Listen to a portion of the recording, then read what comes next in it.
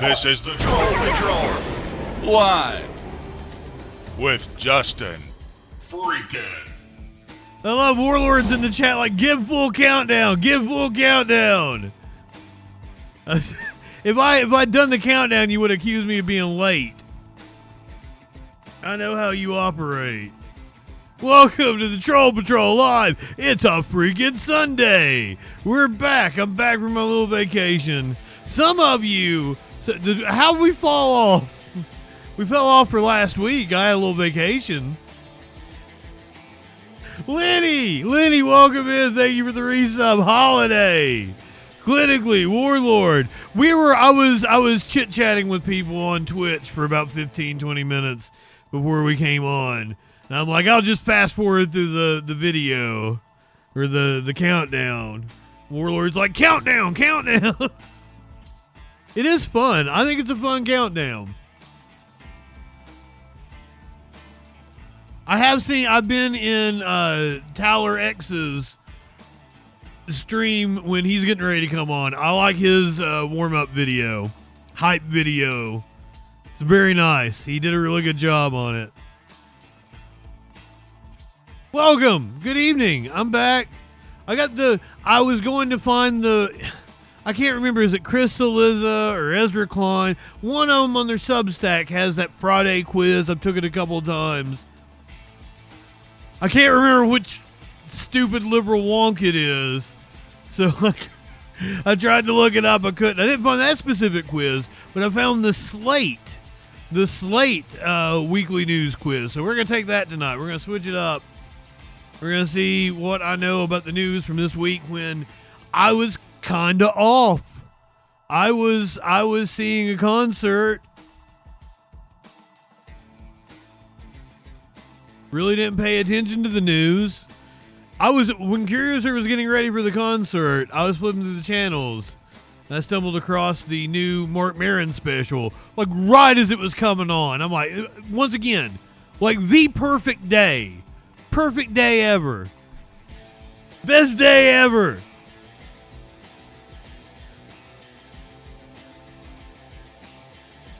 I hope our buddy DJ Dub's having the best day ever in Minneapolis, seeing 9 Inch Nails tonight. I gave him a show. I actually saw a news story about 9 Inch Nails set list like a night or two ago, and I was like, oh shit, DJ Dub's seeing him tonight. So I said, like, hey man, have fun. The show's gonna fucking rock. I've seen him before. We watched him on Live Music Monday a couple weeks ago.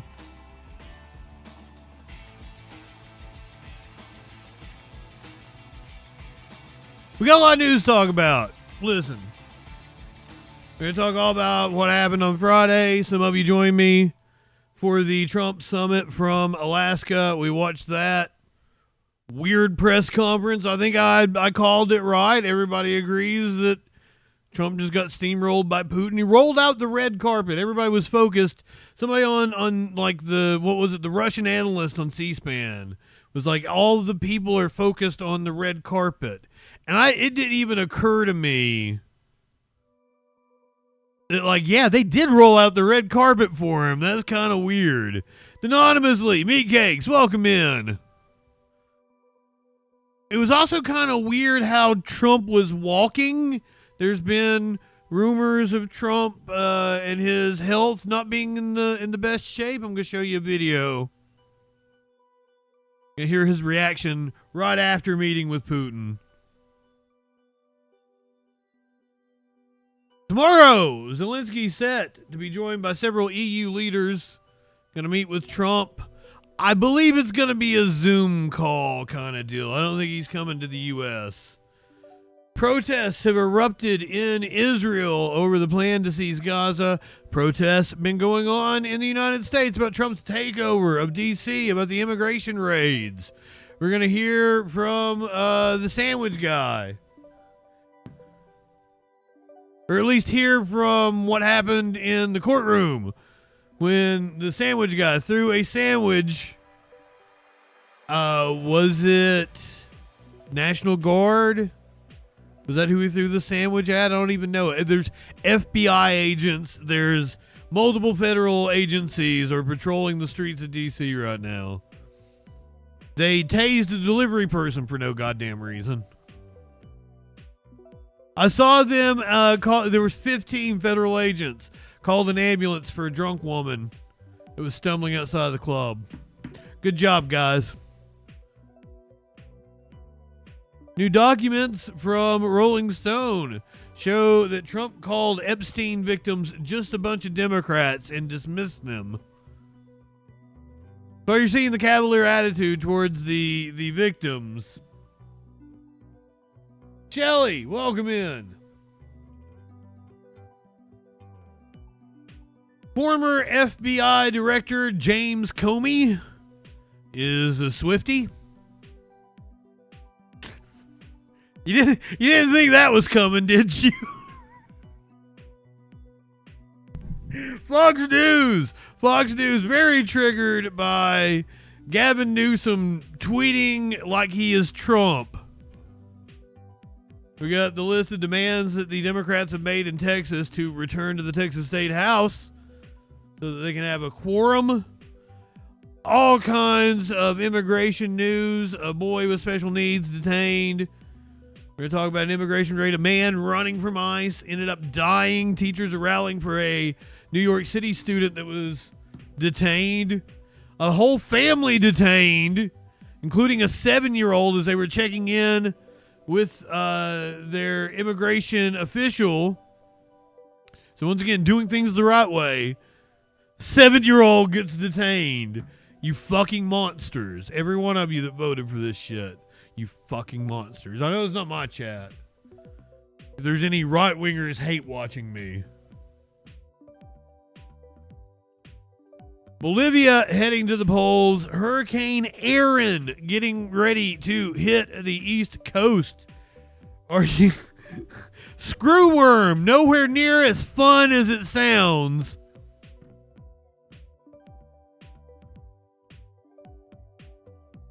Air Canada employees went on strike. Apparently, they've struck a deal. Will be returning to work on Monday, or at least a temporary ceasefire or whatever. We're going to talk about armed truck robberies in Philly, mass shooting in Brooklyn. Speaking of mass shooting, we've got new footage from Uvalde, the school mass shooting that happened, God, has it been 3 years now? 2.5 years ago? A Chicago cop won't be charged in a fatal shooting. LAPD officer has been charged with kidnapping.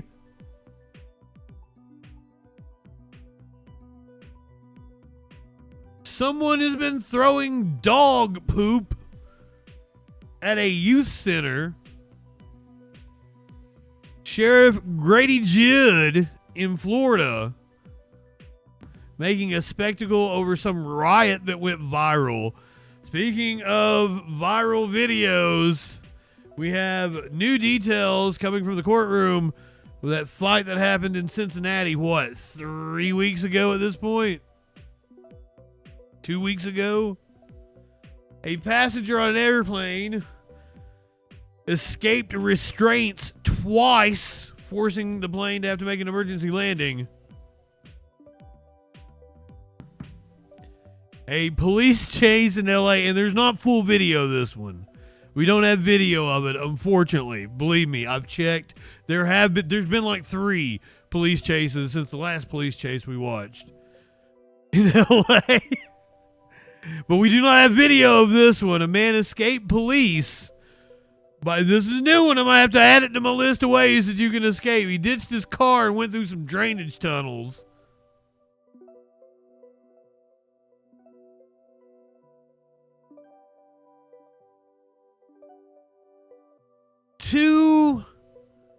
They're not toddlers, they're older than elementary age children, two single digit kiddos stole a Kia. A neighbor who has been blasting an air horn and upsetting his neighbors explains why he's been blasting his air horn. The man was trapped behind a waterfall for 2 weeks, or no, 2 days, 2 days. New developments in the Drake-Kendrick lawsuit. A Tesla, a truck carrying a bunch of Teslas catches fire. And a pilot failed a field sobriety test. All that and a lot freaking more tonight on the Troll Patrol Live. Good evening, Princess Kimberly. Good evening. Welcome in. We're going to start off tonight with the Slate News Quiz. We're going to test our knowledge of the week's biggest stories. And once again, this is going to be kind of fun because it's a week where I was on a vacation of sorts. So didn't really pay attention to the news. So I have a good excuse if I don't know all of these. This is different than the, is it Chris Saliza or Ezra Klein or one of those? I've been taking their news quiz. This is the Slate News Quiz. So we're going to go head to head with Rebecca Onion, the senior editor of Slate. Israel's military killed 4 journalists from which news organization? It was Al Jazeera. Oh, I gotta hit the next question thing. The American Federation of Government Employees Local 2883 demanded that federal officials condemn which of the following, saying it was putting scientists at risk. Ooh, was it the lab rats thing? It could have been the withholding. I think it's lab rats. Oh, vaccine misinformation. Okay, that was because of the shooting that happened. There were multiple things that happened. The banning of lab rats was something, but it wasn't the American Federation of Government Employees that spoke out about the lab rats. That was a huge thing last week. Trump administration is seeking a $1 billion settlement from which West Coast school after the Department of Justice accused the institution of anti-Semitism. I don't even know. West Coast? Stanford? UCLA. I'm really sucking on this one. I did not hear that story at all.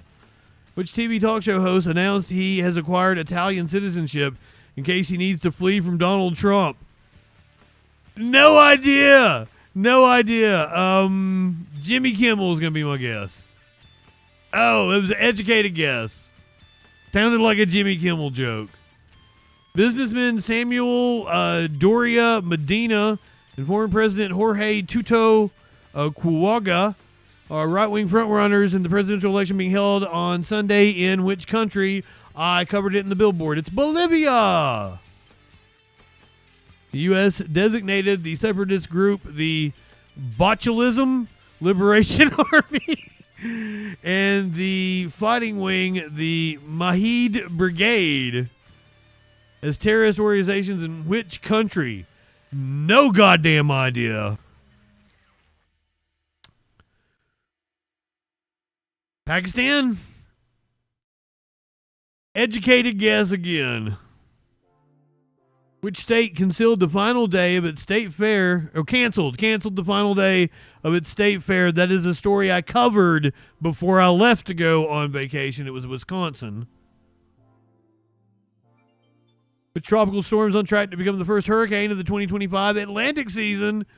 It is not Eleanor, Eve, or Emma. It is Aaron. First Lady Melania Trump is threatening to sue which man for $1 billion over false defamatory claims that she was introduced to Donald Trump by serial pedophile Jeffrey Epstein. That was Hunter Biden, who is the only person to serve as the director of both the FBI and the CIA.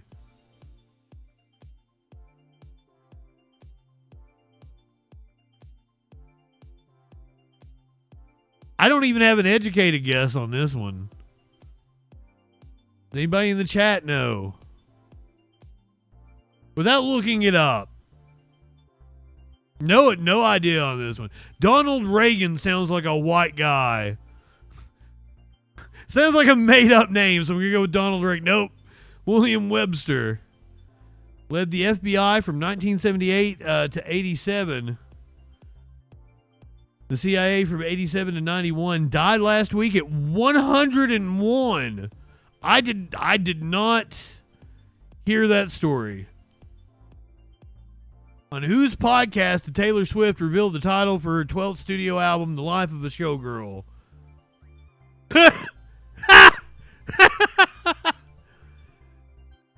I didn't think, I thought her and Kelsey appeared on somebody's podcast. It was Kelsey's podcast. I don't fucking know. I knew she announced an album. Kelsey and his brother Jason co-host The New Heights. I thought he and her appeared on some podcast, so I was completely out of the loop on that one. Which star athlete has been accused of sabotaging a $240 million Hawaii real estate deal?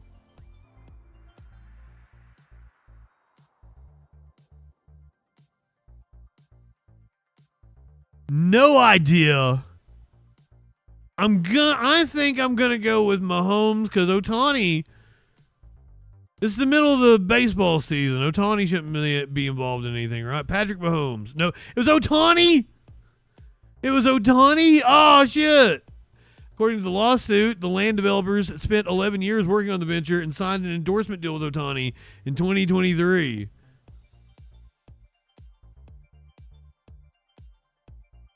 Oh, wow. I was below average on this one. Missed 4 of the 12 questions.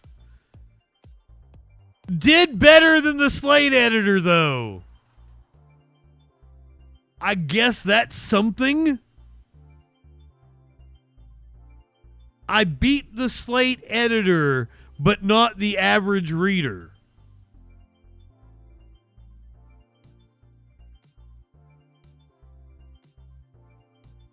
What does that say?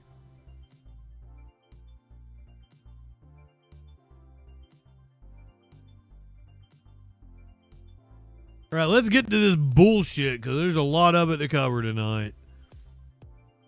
I got a lot. I'd like to get out of here early enough to watch a police chase, but it's a long police chase.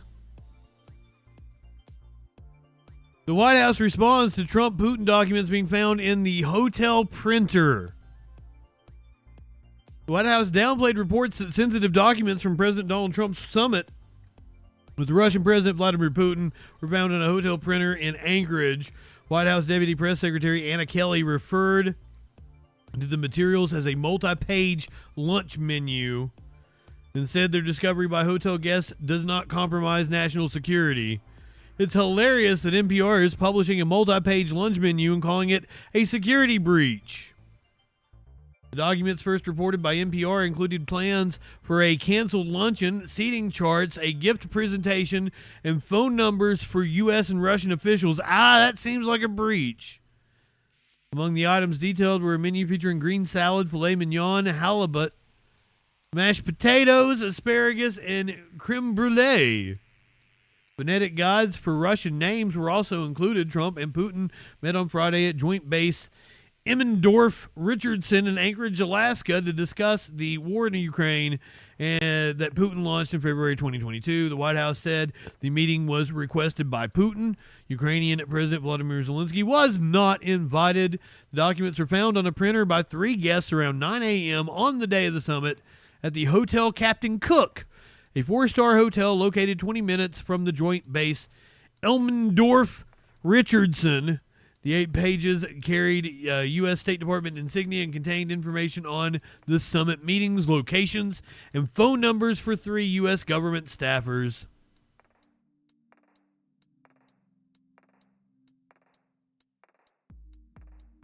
They don't even have to get on Hexus Signal Chat anymore. Trump sat down for an interview with Fox News right after the summit, and what do you think he had to say? Oh, Vladimir Putin said something. One of the most interesting things, he said your election was rigged because you have mail-in voting. He said mail-in voting, every election. He said no country has mail-in voting. It's impossible to have mail-in voting and have honest elections. And he said that to me. It was very interesting because we talked about 2020. He said, you won that election by so much. And that's how he got it. He said, and if you would have won, we wouldn't have had a war. You'd have all these millions of people alive now. And wow. dead. And he said, and you lost it because of mail-in voting. It was a rigged election. But mail-in voting, Sean, Vladimir Putin said,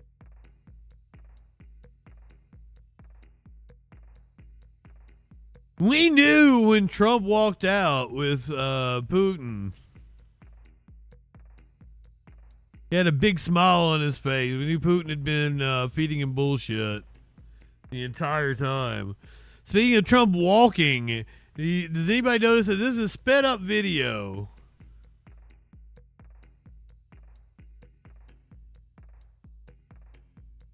But tell me, like, there's something wild going on here, isn't there? It had the Curb Your Enthusiasm music under it. He's swaying back and forth as he walks.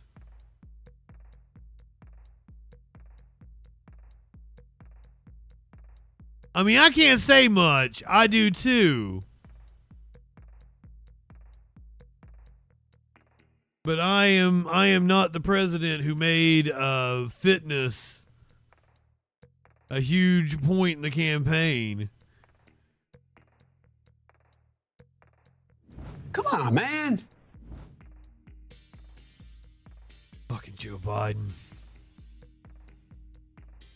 Andrew Sullivan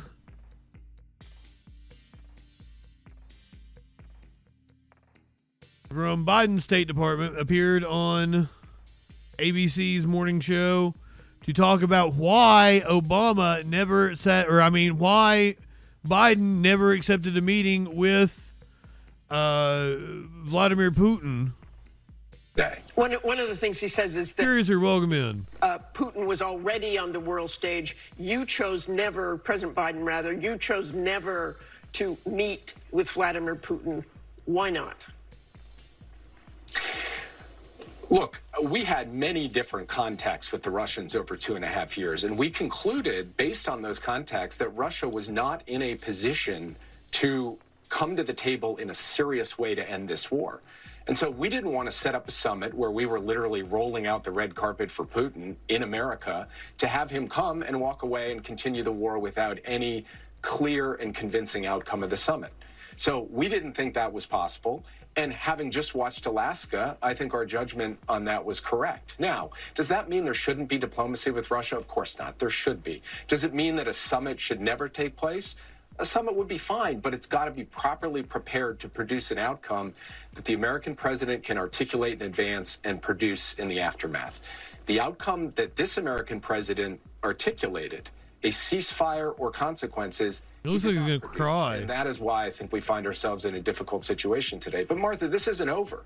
Okay, white boy. Meeting with Zelensky and European leaders, and then we'll see what happens after that. My hope is that President Trump will see, in hindsight, that President Putin is just trying to take us all for a ride, to keep this war going, keep attacking Ukraine without facing additional pressure. And we've got to cut him off at the pass. Yeah, cut Putin off from all his vodka. You've had too many tonight, sir. You've had too much Crimea tonight. European leaders said that they would join Ukrainian President Vladimir Zelensky to meet President Trump on August 18th. Leaders of France, Germany, Italy, Britain, Finland, and the European Union and NATO said the main goal is to show Trump that there are other ways to end the war. With regards to any territorial questions in Ukraine, our position is clear. International borders cannot be changed by force. These are decisions to be made by Ukraine and Ukraine alone. And these decisions cannot be taken without Ukraine at the table. As long as the bloodshed in Ukraine continues, Europe will maintain diplomatic and, in particular, economic pressure on Russia. Zelensky called on the U.S. to impose sanctions on Russia if it refuses a trilateral meeting. Still unsuccessful in Donetsk region. Putin has been unable to take it for 12 years. And the constitution of Ukraine makes it impossible to give up territory or trade land. Since the territorial issue is so important, it should be discussed only by the leaders of Ukraine and Russia at the trilateral Ukraine, United States, Russia. So far, Russia gives no sign that trilateral will happen, and if Russia refuses, then new sanctions must follow. Third, it's important that America agrees to work with Europe to provide security guarantees for Ukraine, and we are very thankful to the United States and to the President for such signal. Trump invited Zelensky to meet with him at the White House after the Alaska summit with Vladimir Putin. Apparently it's happened at the White House. Putin has many demands, but we do not know all of them. And if there are really as many as we heard, then it will take time to go through them all. It's impossible to do this under the pressure of weapons. So it's necessary to cease fire and work quickly on a final deal. We'll talk about it in Washington. Putin does not want to stop the killing, but he must do it.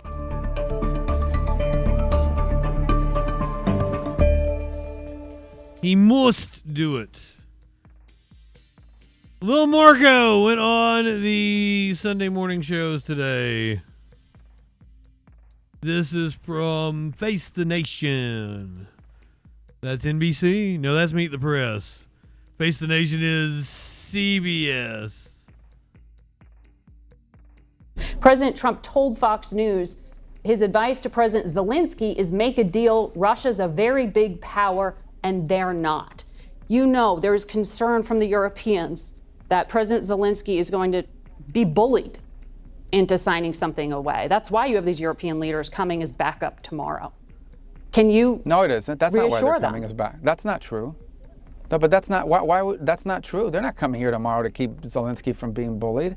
They're not coming. February in fact, Oval Office they're coming meeting here tomorrow in front of television cameras, where President Zelensky. Do you know how many meetings we've had down. since then? Oh no, I know, and I was just up in Alaska watching the one with Vladimir Putin, where a red carpet rolled out. No, but for it was Zelensky. We've had more meetings. We've had one meeting with Putin and like a dozen meetings with Zelensky. So, but that's not true. They're not coming here tomorrow to keep Zelensky from being bullied. They're coming here tomorrow because we've been working with the Europeans. We talked to them last week. There were meetings in the UK over the previous weekend. And they said President Trump was going to demand a ceasefire as early as Thursday.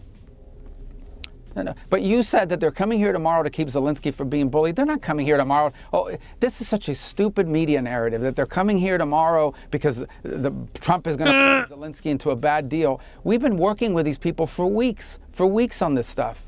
They're coming here tomorrow because they chose to come here tomorrow. We invited them to come. We invited them to come. The president invited them to come.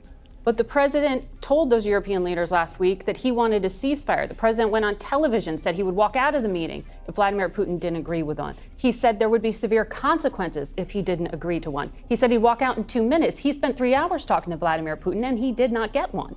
Yep.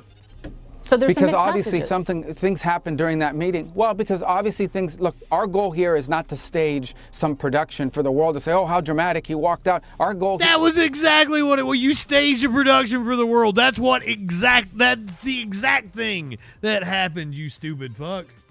Is to have a peace agreement to end this war, okay? And obviously we felt, and I agreed, that there was enough progress, not a lot of progress, but enough progress made in those talks to allow us to move to the next phase. If not, we wouldn't be having Zelensky flying all the way over here. We wouldn't be having all the Europeans coming all the way over here. Now understand and take with a grain of salt, I'm not saying we're on the verge of a peace deal, but I am saying that we saw movement, enough movement to justify a follow-up meeting with Zelensky and the Europeans. I want to hear about Trump's movements. Dedicate even more time to this. You talk about the sanctions. Look, at the end of the day, if peace is not going to be possible here, and this is just going to continue on as a war, people will continue to die by the thousands. The president has that option to then come in and impose new sanctions. But if he did this now, the moment the president puts those additional sanctions, that's the end of the talks. You've basically locked in at least another year to year and a half of war and death and destruction. We may unfortunately wind up there, but we don't want to wind up there. We want to wind up with a peace deal that ends this war so Ukraine can go on with the rest of their lives and rebuild their country and be assured that this is never going to happen again. That's the goal here. We're going to do everything possible to make that happen if it's doable. It will require both sides to make concessions. It will require both sides to get things they're asking for. That's how these deals are made, whether we like it or not.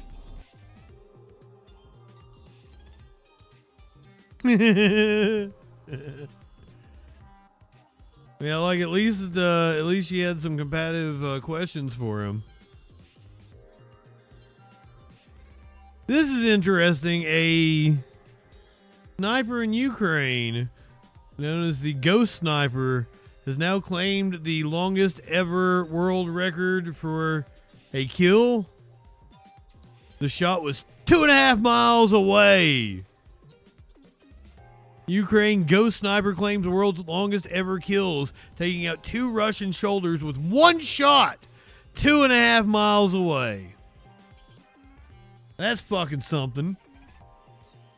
A Ukrainian soldier claims to have set the world record for the longest confirmed sniper kill, taking out 2 Russian soldiers from almost 2.5 miles. This is according to the country's military. The gunman, part of Ukraine's Vivid or Ghost Sniper unit, killed 2 Russian soldiers with a single shot. The Ukrainian outlet Defense Express reported the shot was fired from a Ukrainian-made 14.5 millimeter alligator rifle and was guided with the help. My eyes are getting really bad. It was guided with the help of artificial intelligence and drones. Wait a minute. Guided with artificial intelligence and drones? Bullshit. That's cheating. Video shows the moment the record was broken. Where's the video?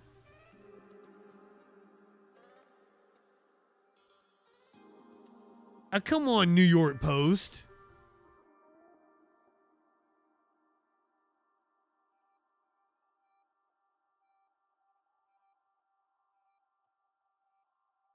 There we go. Азимут 193. Постріл. I don't know if I can make it bigger.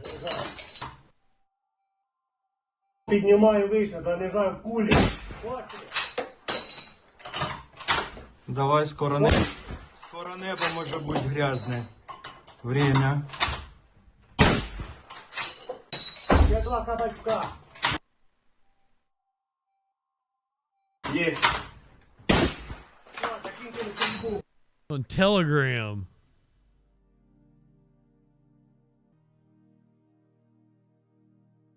Oh, some of you nerds will really like this. Where's Flash at?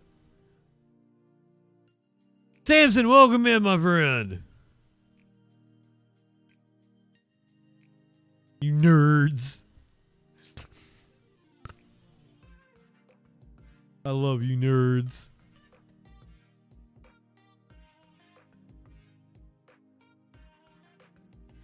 Donald Trump released a letter that was supposedly written by Melania, but suspiciously looks like Donald Trump's signature.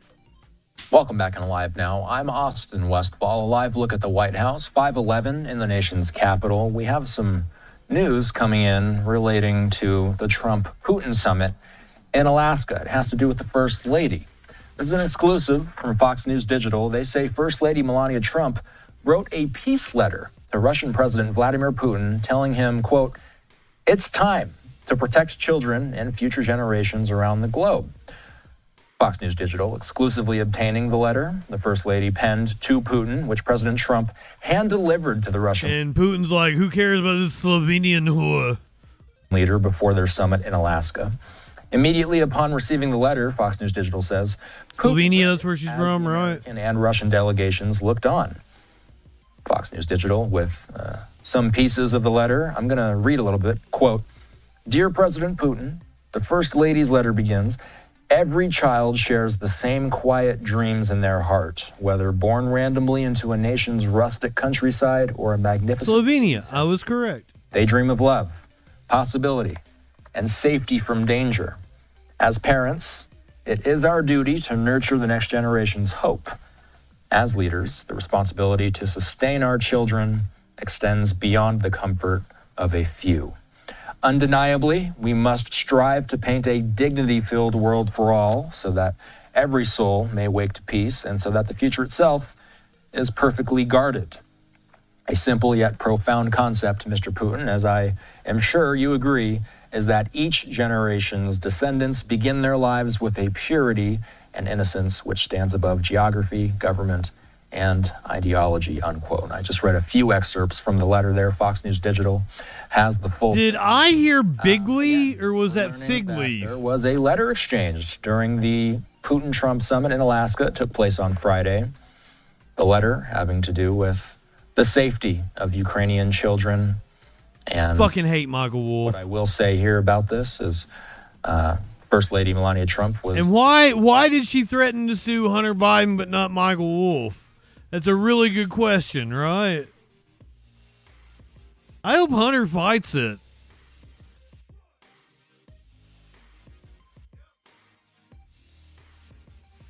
Israelis have staged a general strike.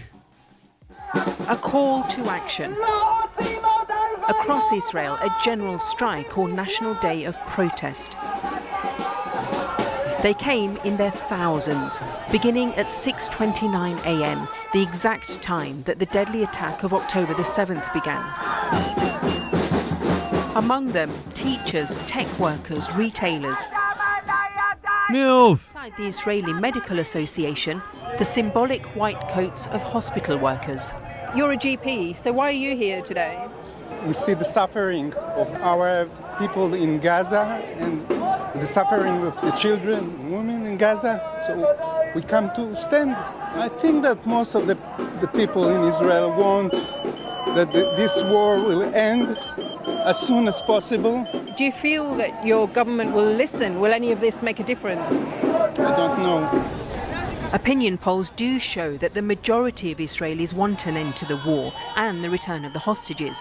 But how to achieve that is still deeply divisive, as we found. I have 2 children in the army in Gaza, shouts this man, when protesters try to do... Fuck your kids. Stops his car and join them.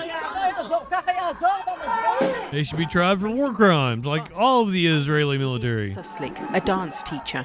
The sole purpose of this war is to keep Netanyahu in his seat as prime minister and to realize some kind of insane messiah plan to reconquer Gaza. The hostages have to come home. We will not be able to recuperate as a society without these 50 people. Netanyahu argues that the quickest way to end the war is his plan to go in hard. No, he's actually misleading the Israeli public. But even as they demonstrated, their prime minister was pressing ahead with his plan to forcibly displace a...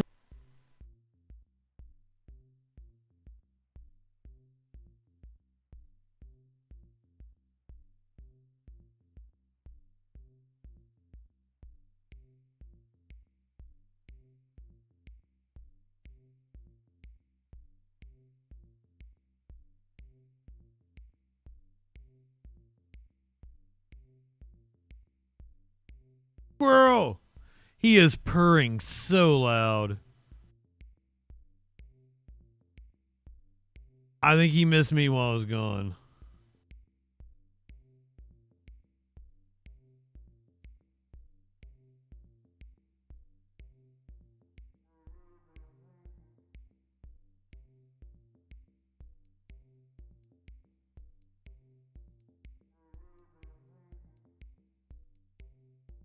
Minister was pressing ahead with his plan to forcibly displace 1 million people from Gaza City. He's so sweet. He had this defiant message for those who joined the strike. Those who are calling today for an end to the war without the defeat of Hamas are not only strengthening Hamas and delaying the release of our hostages, They're also ensuring that the horrors of October 7th will repeat themselves over and over again, and that our sons and daughters will have to fight over and over again in an endless war. The general strike was called Wow. by bereaved families, survivors of the attacks, and relatives of the 50 hostages still being held, 20 of whom are believed to still be alive. Vicky Cohen's son Nimrod is a soldier who was just 19 when he was kidnapped. I know he is isolated and up deep in the tunnels, but I hope that maybe some of what's going on here in Tel Aviv and in all Israel, he will see it, and maybe somebody will tell him about it, because I think it will give him a lot of hope. And that's what he needs to survive this hell, hope. Do you feel that the government will listen? I hope so. The only thing we can do good for the both sides, for the Palestinians and for the Israeli people, is to stop the war. The rage that's been ignited here is spreading, but so far there's no sign that the government is listening. Dash Nassani reporting from Tel Aviv. Well, what about Gaza? A short time ago, I spoke to Palestinian political commentator Yara Hawari, who's in Cyprus at the moment. She's co-director of Al-Shabaka, a Palestinian think tank. I asked her what... Gotta be in Cyprus or you risk death. ...situation in Gaza right now. Most people are still facing acute levels of hunger. Thousands of children are still deeply malnourished. You know, when people have been starved for so long, it takes more than just, you know, a few meals to make them better. Starvation has lasting consequences on the body, and particularly so on children, and especially young children, you know, both physical and cognitive consequences. What do you make of this Israeli plan to send in tents, etc.? What's the point of sending in tents when you're also bombing those tents? I mean, it's actually, I think, quite perverse and quite sick.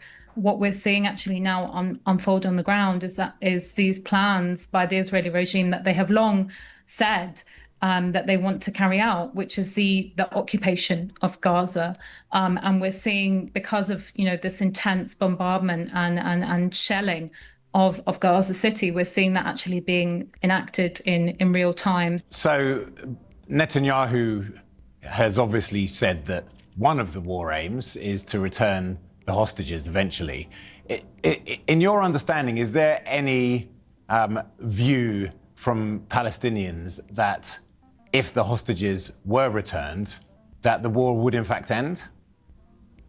No, absolutely not. I think, you know, Palestinians know full well what Netanyahu wants out of this genocide, because he's been promising it to his supporters all along, that he will occupy Gaza, he will take Gaza, and he's inspired by this sort of messianic vision of a greater Israel that will eventually extend into the neighboring Arab countries, not just the whole of historic Palestine. And the shocking thing is that he's been saying this consistently for so long, and by and large, the West is refusing to listen to him. There are hundreds of thousands of Israelis protesting today. There are many Israelis who say that they don't want to see Palestinians annihilated.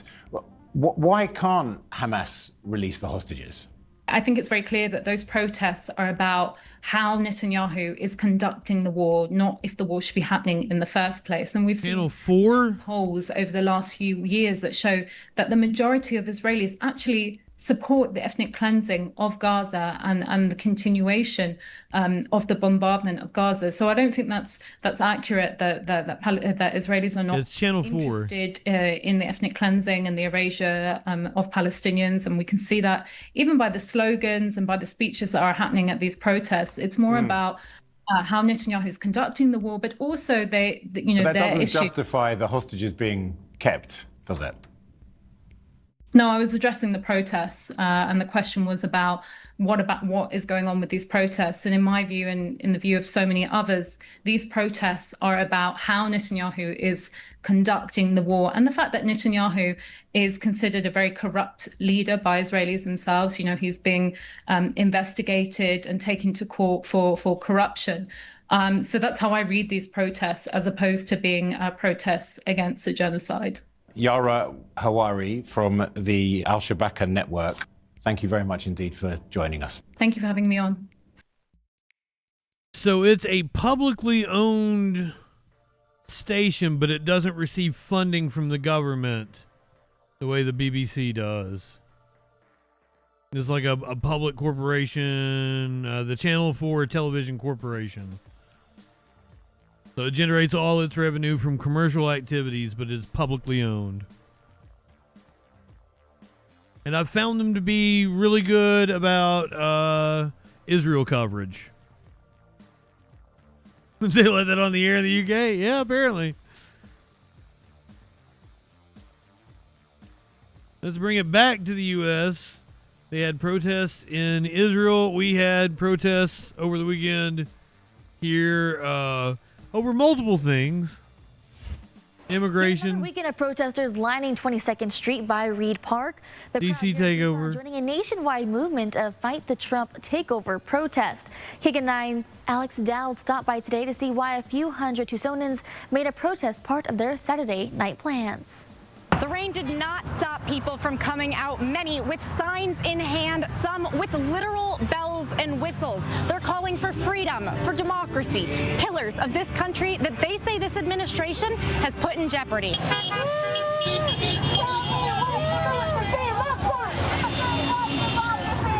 We're reaffirming our First Amendment right, our right to be out here to dissent against things that we don't. In Tucson, Arizona. Protests across the country. Organizers say 360 Tucsonans stood against Trump-backed redistricting in Texas. But for some, this was about government overreach in general. Our country is on a steep decline toward fascism, and I don't think that's hyperbole to say that. Pointing to presidential actions like deploying the National Guard in LA and taking control of Washington, D.C.'s police force. Actions President Trump says will make these cities safer. This is Liberation Day in D.C., and we're going to take our capital back. We're taking it back. Liberation Day every day, I guess. They don't feel safe, with one drawing a parallel to The Handmaid's Tale. The religious right is taking over this country, not really following what they claim to be following. It's more about power than it is piety. For many, these protests have become part of their routines. I believe this is my 5th one now. All these people here, it's like a family. I mean, it's so empowering, and it gives us hope. And they say they'll keep coming out. We love our democracy here in the United States, and we'll do anything to fight and protect it, even showing up right after a monsoon. From Reed Park, Alex Dowd, KGUN9. Which show holiday? Oh, Handmaid's Tale. I had actually proposed a show for like a watch-along thing for me and Media Winch to do together. And like watch all the, not all, like, okay, Handmaid's Tale was big. That was actually the show that's had me have this idea. It's like, oh, we should do a watch along of Handmaid's Tale, give our opinion on it. And like every week the podcast would be like a different watch along. I called it The Stream. And we would just critique, you know, whatever was big on streaming that week.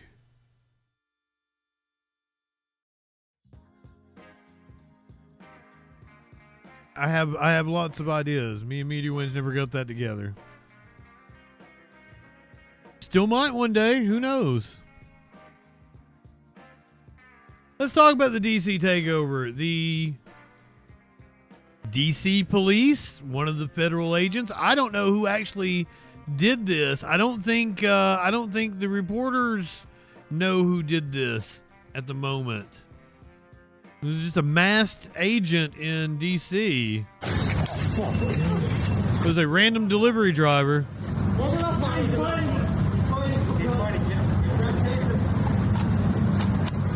Video coming to us from the Bulwark. Sorry for confusing that dude with the Pod Save America guy. Yo, fuck you.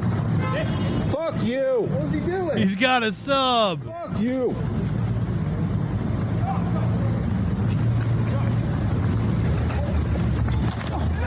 Fuck, you alright, dude? No.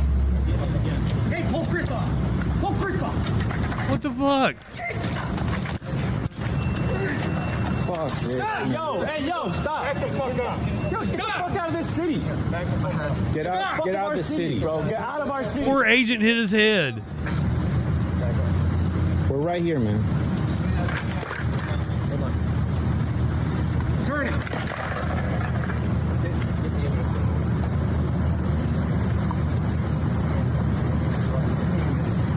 Why are you guys here? Answer questions, bro. Why are you guys here? Do you even have identification on you? Who are you guys?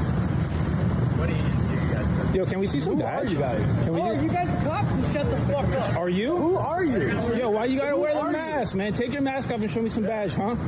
You guys are bro, it's so easy to be behind the mask. Out of my head, dude. Yo, let's see some badge. Yo, let's see some badge work. Boys, let's see some badge work. Do I have to answer to you? You gotta answer to somebody. So wait, so you guys are just masked? We're just masked up? Who are you? Who are you guys? I don't care, my guy. You don't care what agency? You don't care. Bro, what agency you guys with? Are your license plate? Government or not? Back the fuck up. Can I see some badge work? Back up. Sir, can I see some badge? Is the camera on? Is your... Oh, you guys are ruining this country. You know that, right? Liberals already ruined it. Liberals already ruined it. Oh, okay. Okay, can we see some badge work, guys? That's his property. Hey, guys. Already ruined it.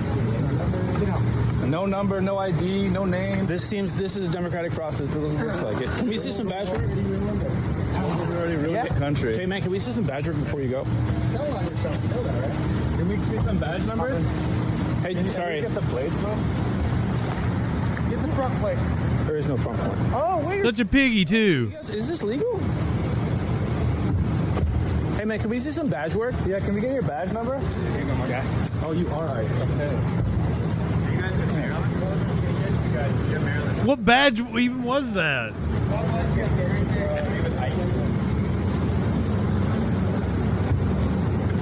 Fucking cunts. Fucking cunts indeed.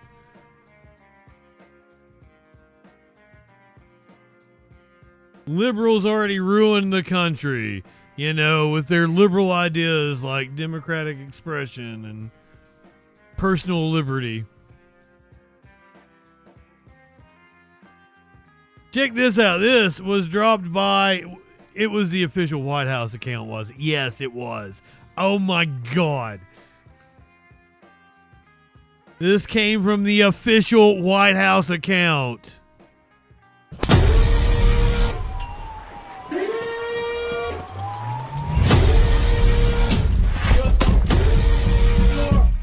Coming down.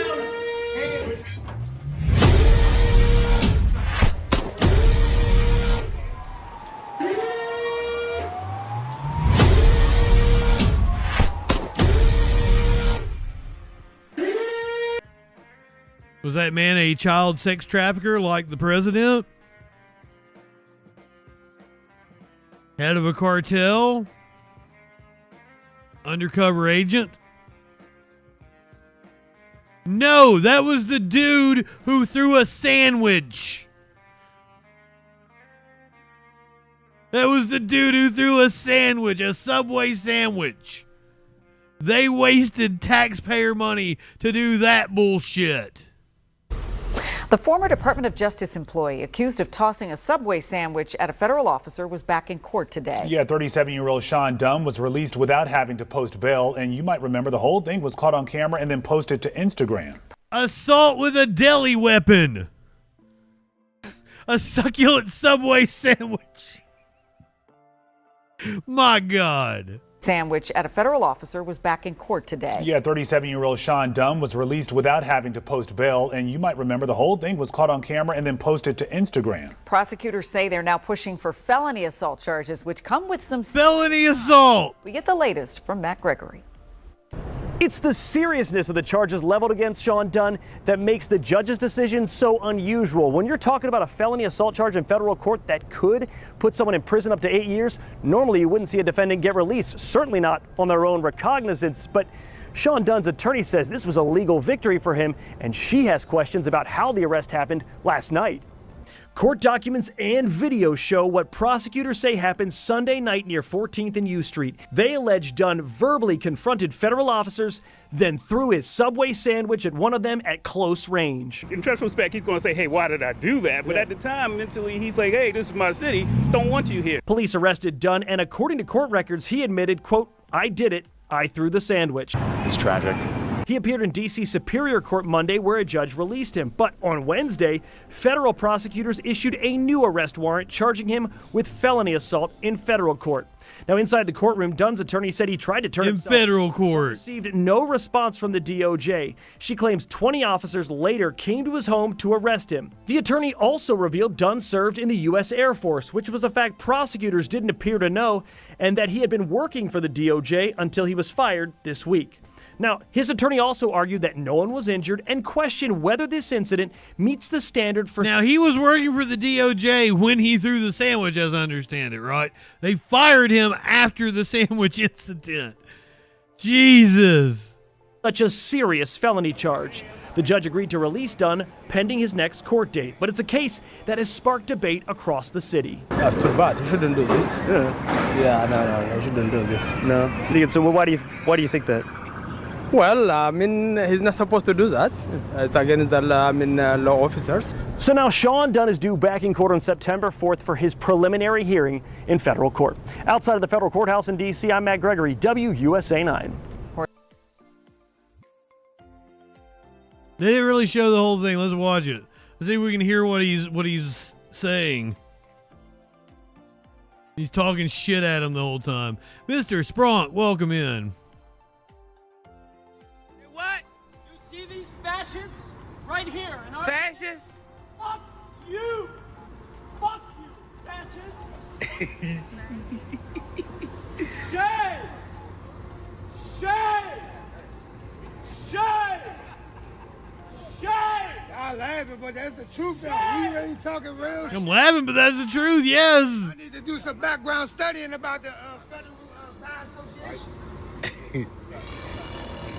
Guy works for the federal DOJ. He's calling these fascists. What vehicle? The ones they pulled up in. These fascists. Oh, the fascists? Tried to the federal buy investigators. Where did they? What vehicles did they show up in? They showed up in unmarked. Where are they? Where? Right, it's the white truck right there. The white car in front of there. That white Jeep over there. All the white cars. All those white cars. Yeah.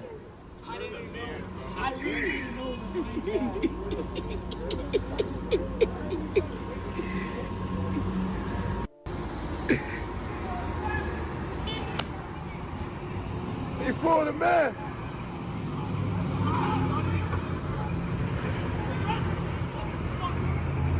Yo! I feel like he might have had a couple. Come on, man, let's go get him, bro. Let's get that nigga. No,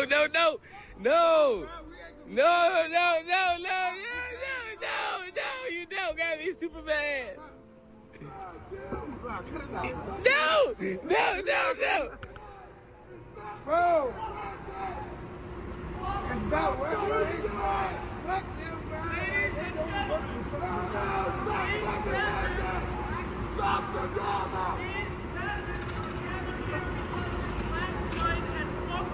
Little blue. It's not fucking worth it. Come on, Brian. Fight the fucking crowd, man. Take a fucking way. You busy?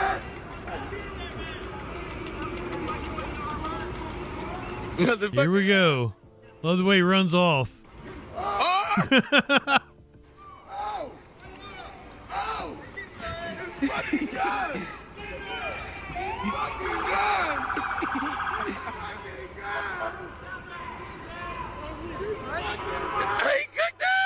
He cooked him! I tell him, catch me up and check.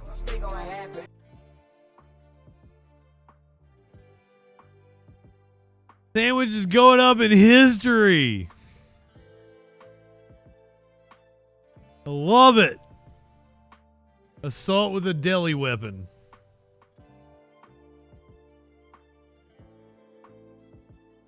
That was an example of kicking authority in the balls. He's kicking authority in the balls. I thought it was just a $5 foot long.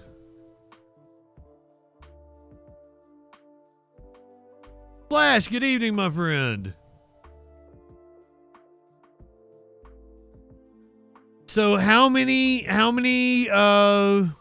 agents did it take to, like 15, they said, went to his apartment to arrest him? Meanwhile, we've got sex traffickers just right down the street. Trump privately dismissed Epstein victims as Democrats. The president and his administration are struggling.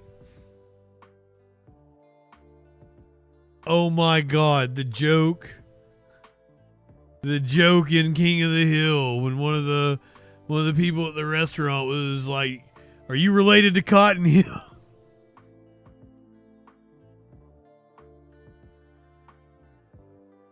My granddad was killed by. Oh, so he's one of the 50 men.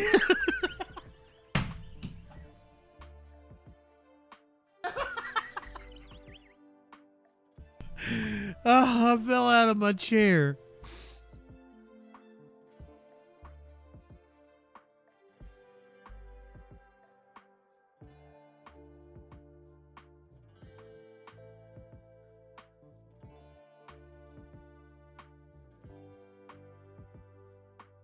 I've not finished it yet. I'm on like the last episode. I think I watched episode 9. So I got one more to go. I was just kind of holding off because it's over once I've watched it. Trump privately dismissed Epstein victims as Democrats. The president and his administration are struggling to bury the scandal around their handling of the convicted sex offenders case. Donald Trump, Republicans in Congress, and the president's allies across right-wing media have been trying everything to make public backlash to their botched handling of the Jeffrey Epstein investigation go away, amid reports that Trump himself appears in the government files pertaining to the convicted sex offender. The administration's attempts to bury the story have been complicated by some of Epstein's victims and their families speaking out as the scandal has intensified. Trump hasn't engaged with them, but just because the president is publicly keeping his mouth shut about the Epstein victims and their family members doesn't mean he isn't annoyed by them.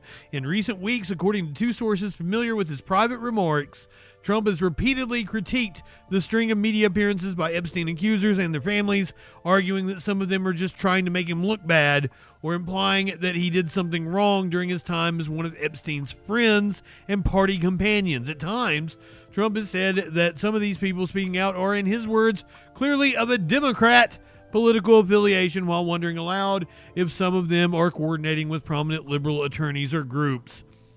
None of this is true, a White House official said in response to a request for comment. Just another desperate attempt by the failing Rolling Stone. Shit! Did they get the quote directly from Trump? Libretad, welcome in. I've got a story just for you tonight, Libretad.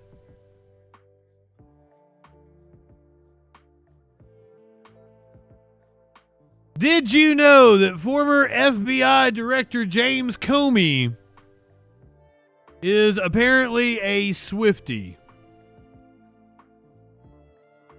My Substack. Last week's cold turns out to have been COVID, quite a flashback. And Donald Trump is still president and still humiliating America on a national stage standing next to Vladimir Putin. It's like a dream, a bad dream you can't wake up from. Has he been in the tanning bed? This week, I want to talk about a truly inspirational public figure named Taylor Swift. Of course, I watched her podcast interview with the Kelsey brothers. Of course, I watched the whole thing, although on YouTube, Patrice and I got kicked off for the last 15 minutes and finished it on her phone. But I watched it. You see, Taylor Swift and I go way back. I went to my first concert of hers 15 years ago. I've been to a second, and I have helped financially support the attendance of a lot of family members at others. I'm in a family's Swiftie group chat. I know all her music and I listen to it in my headphones when I cut the grass.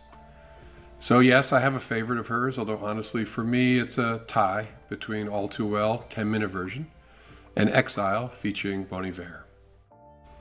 Taylor Swift has grown up with my family and provided us a soundtrack, really, as we've grown ourselves and learned and adapted and dealt with adversity and celebration. So it is Bon Iver. Because I was talking music with a friend one time, and he said Bon Iver, and I was like, "Oh, really? I've been saying Bon Iver all this time. I'm totally wrong, like a redneck." And he was like, "Shit, I might be wrong. It might be Bon Iver." Bon Iver. That sounds far more pretentious.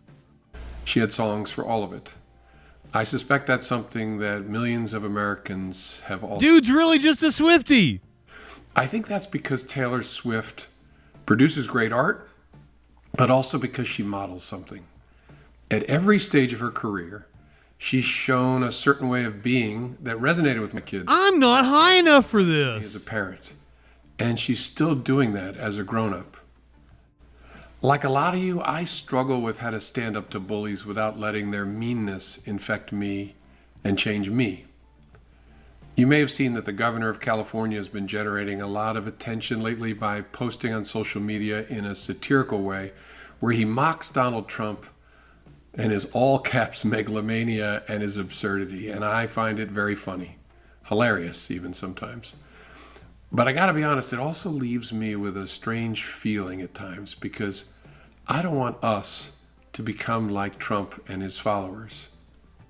There are far more decent, honest, kind people in America than there are mean jerks. And don't get me wrong, we have our jerks, millions of them. No, I don't think so. I do not think so. Particularly, there's a stunning coarseness and ugliness. If there are more good people than there are mean people, that could be true of the general population, but the people in charge are absolutely sociopaths. The people, business leaders, the great minds leading business and Wall Street and government, they're fucking sociopaths. They're not the good people that you speak of, sir. And I mean, I like to think that the half of the country that doesn't vote, doesn't engage in politics, are decent people, and that's why they don't engage in politics. I'm glad he brought up Gavin Newsom because that's where we're going next. Fox News apparently very upset about Gavin Newsom and his trolling on Twitter, it is kind of impressive. Guarantees that's just the bottom line in all of this. Gavin Newsom, meantime, posting this on X, Liz, using all capitals, of course, trying to mock Trump, use Trump style. He's been doing this for a while now. He says, quoting, Trump just fled the podium with Putin. No questions, nothing. Total low energy. The man looked like he'd just eaten 3 buckets of KFC with Vlad. Admit it, Donnie J. You're terrified because this was the worst week of your life because of me, Gavin C. Newsom. I think he's trying to be funny. I don't know what he's trying to do, but it was pretty funny. As childish. Mocking Trump. You're the governor of the biggest state in the union. What are you doing? Honestly, I feel like he's trying so hard to be Trump, but he's coming off like Kanye West. He seems absolutely insane. Guarantees that's just the bottom line in all of this. He seems absolutely insane. That's how Trump got elected. We have the meme president now because of the memes. That's how he got elected. A highly anticipated showdown. JD Dance. Newsom out here posting memes. Wow. Very few all caps. Low energy. Kid Rock wants you to support Gavin Newsom. Where's there's a good one down here somewhere. Yes, this one. He's got a clap back on this one. This painting of Hulk Hogan, Kid Rock, and Tucker Carlson looking over Gavin Newsom. A dipshit on Twitter named Conservative Mike said, very disrespectful and blasphemy. Newsom clapped back. Oops, our bad. Sorry, meant to post this.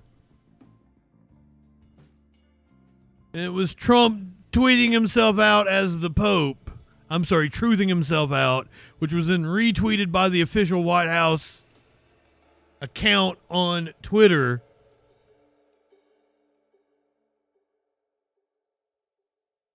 I'm for it. Troll them. Troll the shit out of them. It actually seems to work. Cozy Sunset. Welcome in. Cozy Sunset. What a warm and comforting name. You sound pure. Too pure for this stream. Cozy Sunset. But if you like, you can come in here. We hand out titty slaps. A titty slap! Come on now. You seem too pure for this stream. Oh, goddamn. Let's hear from a map maker about what exactly the new California maps will look like if they move forward with redistricting. We're getting a first look at the proposed maps of California's redrawn congressional districts. This is part of Governor Gavin Newsom's plan to deliver more Democrats to the U.S. House of Representatives. And that is in direct response to efforts by Texas Governor Greg Abbott to redistrict in favor of Republicans. California has 52 seats in the U.S. House of Representatives, and that number is not changing. 9 of them are being held by Republicans, and these proposed maps are targeting Republican representatives like Kevin Kiley of Rockland, Doug LaMalfa of Richville and the northeast portion of the state, David. Remember that name, Doug LaMalfa. We're going to hear from him here in a little bit. He kind of had a bad week last week. Aladeo of Bakersfield, Darrell Issa, representing portions of San Diego and Riverside counties, and Ken Calvert of the Inland Empire. And those 5 stand to lose their seat, and only 4 Republicans remain in what is being considered safe districts. And some Democrats in swing districts will find themselves in safer Democratic strongholds. And now the reaction is pouring in. Supporters say it protects Democrats in tough races. Critics call it gerrymandering at its worst. Paul Mitchell, the consultant who drew the map, says his work tries to build on what the California Independent Commission already created, but admits politics did play a role. We have these 5 Democratic pickups, but we also have about 5 seats where we have Democrats who, maybe won by a couple hundred votes in the last election, and we can't afford for a Republican to pick that seat up and eat into these potential gains. So we did a lot to bolster Democratic candidates up and down the state that are potentially in tough races, like Adam Gray in the Central Valley. But the lines he drew are drawing fire. Republican consultant and redistricting expert Matt Rexroad says they look more like political weapons. Flash, you got your calipers. Well, this is a perfect example of why the voters look at that dude's head. The line drawing of district maps throughout California away from politicians. It's an embarrassment, and it's a sheer power play by the governor. There's a district number 3 looks like the head of an elephant. Even a kindergartner would be able to pick out that it looks like an elephant, which is once again just playing political games. Make some of these decisions. Democratic strategist Andrew Acosta says the new lines may be effective, but not exactly inspiring confidence. To dilute some of these Republican seats, they got to go find Democrats, and it looks like they've chopped the city of Sacramento up into smaller bites. This is going to be the question when voters see this. They're going to say, well, what does East Sac have to do with Tahoe? Or some version thereof. I want to end partisan gerrymandering. I want all congressional seats to be as competitive as fucking possible, because I think that is good for our democracy. I encourage California to do this in the face of Texas doing it. That's the weird thing, is like right-wingers would be like, oh, well, Democrats gerrymander too. And I'm like, yes. Illinois is a great example of Democrats gerrymandering. But when the topic came before the Supreme Court, 22 Democrat attorneys general argued that the Supreme Court should shoot down partisan gerrymandering. 10 Republicans attorneys general said they should keep it, and they kept it. So I mean, what does that tell you? People would call gerrymandering, right? Oh my God, Crenshaw's district looks like an eye patch. where you could take your pets or, JustinFREAKIN and let him piss in an eye, pussy.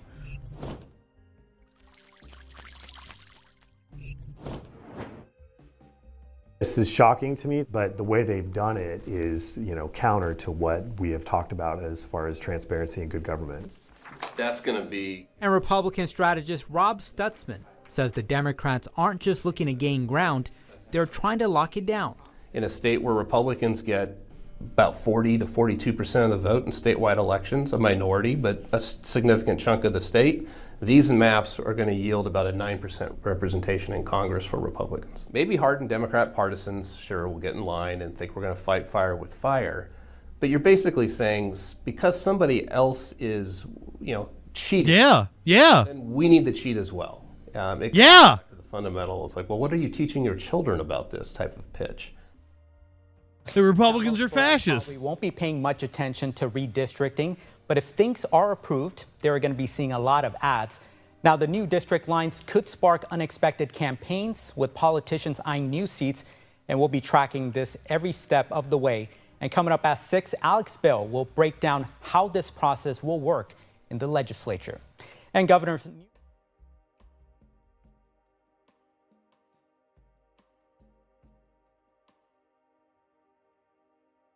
Oh, you want a lib take? I wonder what the take is. I haven't heard it yet. Let's hear from the former president, one Mr. Barack Obama. On what could be their last night in Illinois, Democratic Texas lawmakers heard from former President Barack Obama on their efforts to stop remapping in their state. We can't let a systematic assault on democracy just happen. This precious democracy that we've got is not a given. It's not self-executing. It requires us to fight for it. Republicans are supposed to end a special session tomorrow. It would have redrawn the state's legislative maps, but without Democrats there, the Texas House could not reach quorum. And Democrats say if the special session ends, they will go back to Texas, especially now that California's governor has announced a plan for redistricting in his state. Well, the move designed to counter any actions that Republicans take in Texas. Governor Gavin Newsom today announcing a proposal for new congressional maps will go on California's state ballot in a special election this November. We have got to meet fire with fire. They want to rig these elections, and they want the power that gerrymandering provides because they know what Donald Trump knows. He's going to lose. All of this happening after President Trump requested the remapping in Texas. He told reporters last month he wants to pick up 5 seats in Congress. Texas Governor Greg Abbott's office says that Newsom's proposal for new maps is, quote, political posturing. And his isn't? What? Insanity. The Democrats have revealed their list of demands for returning to the state. Texas Democrats have raised serious concerns over plans for redistricting in the Lone Star State. They released their conditions for their returns on Thursday, stating they would only come back to the state and break the quorum under 2 conditions. First, the House must adjourn its session on Friday, as originally announced by House Speaker Dustin Burrows last week. Governor Greg Abbott has already said he will immediately call a second special session with the same agenda. Second, the introduction of California's redistricting maps, which they said would neutralize the Trump-Abbott voter suppression effort. Last week, GOP Texas House Speaker Dustin Burrows rolled out new measures aimed at penalizing Democrats who left the state over the matter, noting that those who left for the purpose of breaking the quorum will not get their paycheck electronically, but rather from checks picked up in person. The redistricting fight has spilled out over the state, with Newsom calling on California voters to approve a mid-cycle redistricting in an effort to redraw congressional maps to benefit Democrats. Trail, welcome in.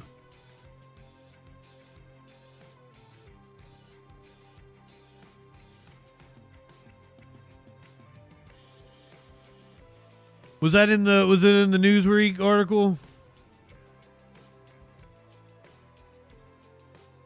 I'm not seeing it. I was gonna click on it and send it to you. Oh, there it is.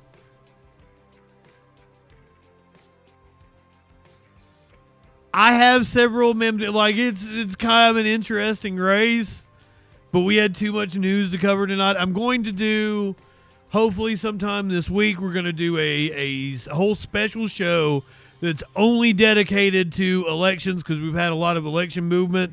We have several U.S. senators who are leaving. Our quite possibly dumbest senator, Tommy Tuberville, will not be in the Senate anymore. Also a stupid fucking Republican, Marsha Blackburn, not going to be in the Senate anymore. So we've got a lot of movement going on with people announcing for other offices. Both of them are running for governors of their states. That's why they're leaving the Senate.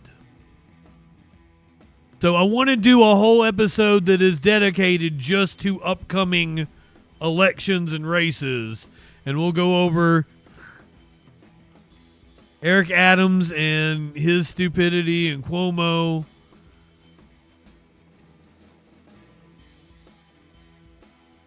I think there has been talk that Lindsey Graham might run for governor of South Carolina, if I'm not mistaken, Mox. But I don't think that has been an announcement yet. I told you to remember the name of one of the Republicans who might lose his seat in California in the redistricting. His name is Representative LaMuffla. LaMuffla. Doug LaMuffla. This was Doug LaMuffla. Doug LaMuffla at a town hall in California last week. Didn't go too well for him. Of when there's plenty of it going on the other side of the aisle.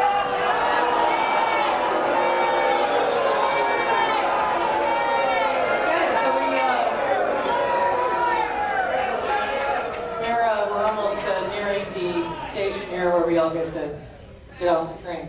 Comment? We'll never forget, Doug! My question actually is, if you're not here to either announce your resignation, why aren't you here to apologize to the farmers of the North State because of your support for the Trump tariffs? Why aren't you here to apologize to North State farmers? I can do either, thanks. If you want to actually talk about something productive? I think they thought your resignation would be productive, motherfucker. Would you like to phrase that question on tariffs or agriculture in general? Your support of tariffs are running North State farmers. Or just grandstand? And then you get, the lady was talking about due process, right? Due process for Ghislaine Maxwell, due process for the people on January 6th, due process for her. If they're found guilty, if it's an elected official, if they're found guilty of that, boom, down the road. Absolutely. There should be a shell Trump them. I want to watch more of that. Come on, Doug LaMuffla. I am Trump and... Oh, God, fucking Nancy Mace. I think we're losing Nancy Mace. That makes me sad. Nancy Mace is running for governor of South Carolina. We are losing Nancy Mace in the House. I'm losing my GOP mommy.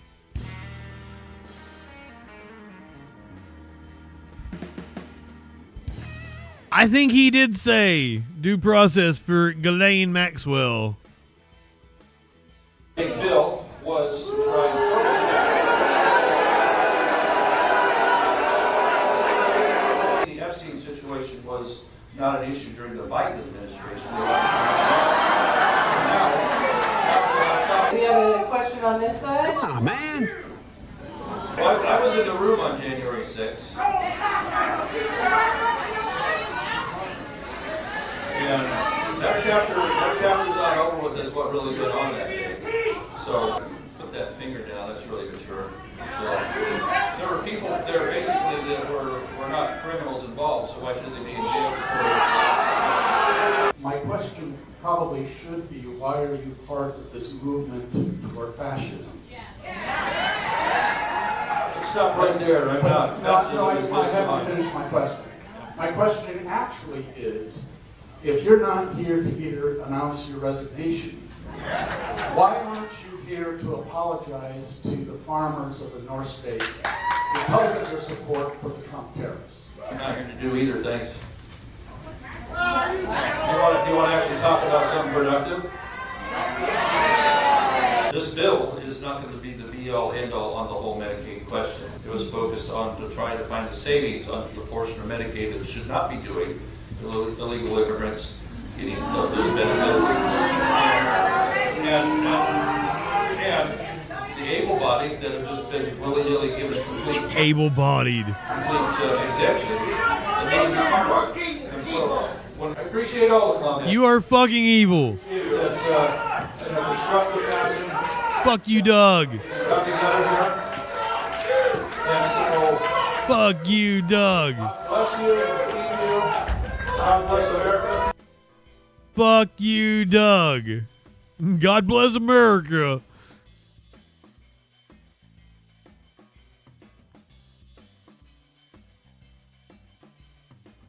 They're calling you evil and a fascist because you support the bullshit that I'm getting ready to go over. This is absolutely evil fascist bullshit.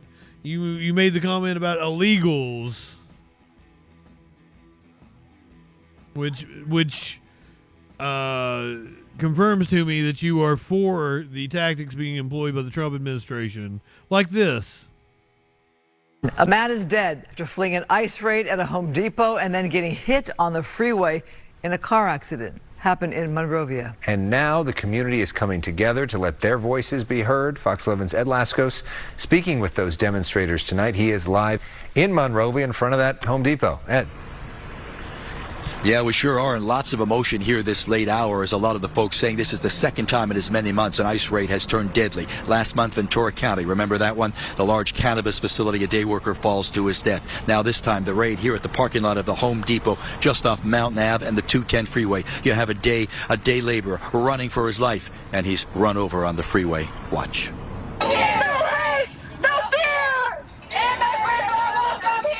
It's the backlash from the latest ICE raid that turns deadly. A man ran out onto the freeway, and then we heard he was killed. Oh, someone took a picture. And it's just a tragic, senseless death. When is it going to stop? And we just can't have this anymore. That after this parking lot at Home Depot turns into the latest target for ICE agents who rush in, guns out. For like 20 people, there were like 10 cars. They were blazing guns to this day laborer, and they were forcing him to tell them he had no papers. Many of the day laborers, dozens of them scatter, running from the feds. He's chasing a day laborer, and he got scared, and he got up to the ramp, and when he tries to go across the street, he got, run down and eventually died. On the freeway? On the freeway. The man struck by a car and killed right in the middle of the freeway after a raid that turns into a wild scene. Listen to this. We're chasing them with cars. One guy was almost hit on the right leg. He managed to jump over a fence because he felt like his life was threatened. It enrages me, and people should be ashamed of themselves that they're treating humans like they are rats on a street. They should be ashamed of themselves. The city now out saying, quote, there is no ongoing ICE activity reported in Monrovia at this time, and the city has not received any communication or information from ICE. That is, the number of those taken into custody during the raid still unclear. According to the witnesses, between 10 and 13. Now live, 10 to 13 possible day laborers taken into custody. I say possible because there's no official confirmation coming out from the feds. All we're hearing from Border Patrol really is what they've been emphasizing all along, that the LA raids will continue until, as it says, it's mission accomplished. For now, we're live here at Monrovia. Back to the west side we go. Now, the devil's advocate's position would be, well, he shouldn't have ran from the agents. And my response to that would be, they don't have clear legal authority to do what they are doing. They could disappear you. They're not telling people where their families are. They're not allowing access to legal representation. And when they're conducting their raids, they're doing shit like this, which, by the way, the Supreme Court has ruled you can do whatever you want to a federal agent or a cop if what they're doing is illegal. And we do not have any indication that what these people are doing is illegal. This seems highly illegal to me. What do you want? What do you want? Identification. It was in San Bernardino yesterday. No, lo voy a abrir.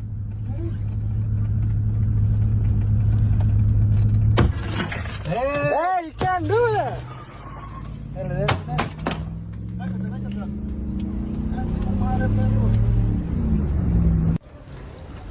They shot at the vehicle. No le abras, no le abras, no le abras, no le abras, no le abras. No le abras. Why? No le abras. No le abras. No lo puedo abrir, ¿por qué? What do you want? What do you want? No identification. Huh? Francisco, hold down the window. No, lo voy a abrir.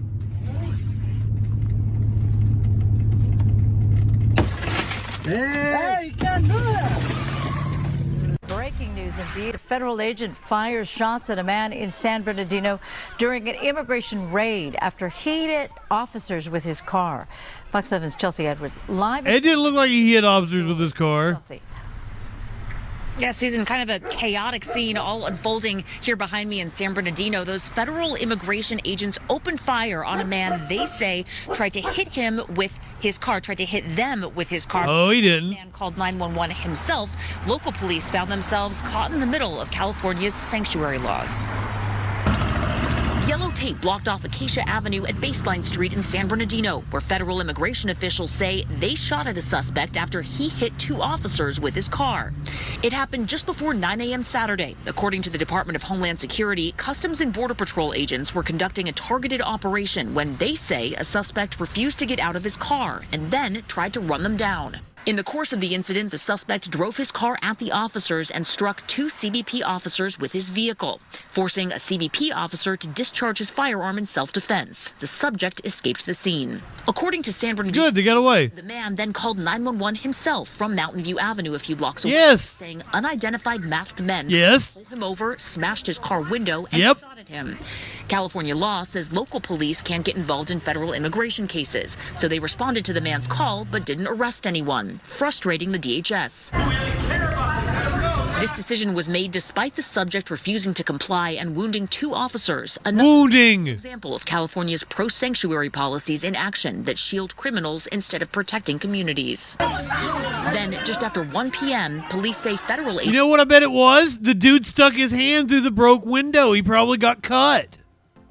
Agents called them back to Mountain View Avenue for help, saying a crowd was gathering as they tried to arrest the man. At that point, San Bernardino police say they stepped in to help with crowd control. What if the guys don't do anything to protect those kids? What about the officer who just shoved that kid? You guys gonna do something about that? Police say at that point, the man was wanted for assaulting a federal officer, not immigration, which is why they could help. Bullshit. Now, it's not bullshit. Anyone was arrested in the end of all of this. We have reached out to... He didn't assault federal officers. Have not yet heard back. Reporting live from San Bernardino, I'm Chelsea Edwards. Susan, I'll send it back to you. Complete bullshit. That happened yesterday. Also had an immigration raid in Anaheim. At a car wash and a Home Depot. Higher number and more targeted immigration enforcement since a temporary restraining order went into effect. There were several raids across the city yesterday alone. A man was taken into custody near Euclid Car Wash yesterday off of Euclid Street and La Palma Avenue. This is the third time this car wash has seen federal agent activity in the past month. And several men were taken into custody near a Home Depot on Brookhurst Street. People opposing President Trump's immigration policy protested yesterday's actions. Patrol your neighborhood and establish a base by your Home Depot because Trump's not going to stop anytime soon. We're not We can vote as much as we can, but we're not going to vote this type of culture away. It's all a reflection of what Trump's administration wants to do to the working class. I encourage everyone to go start a hub by your Home Depot and be vigilant of who's there. The city of Anaheim says it's not involved in federal immigration enforcement and is not notified about any operations.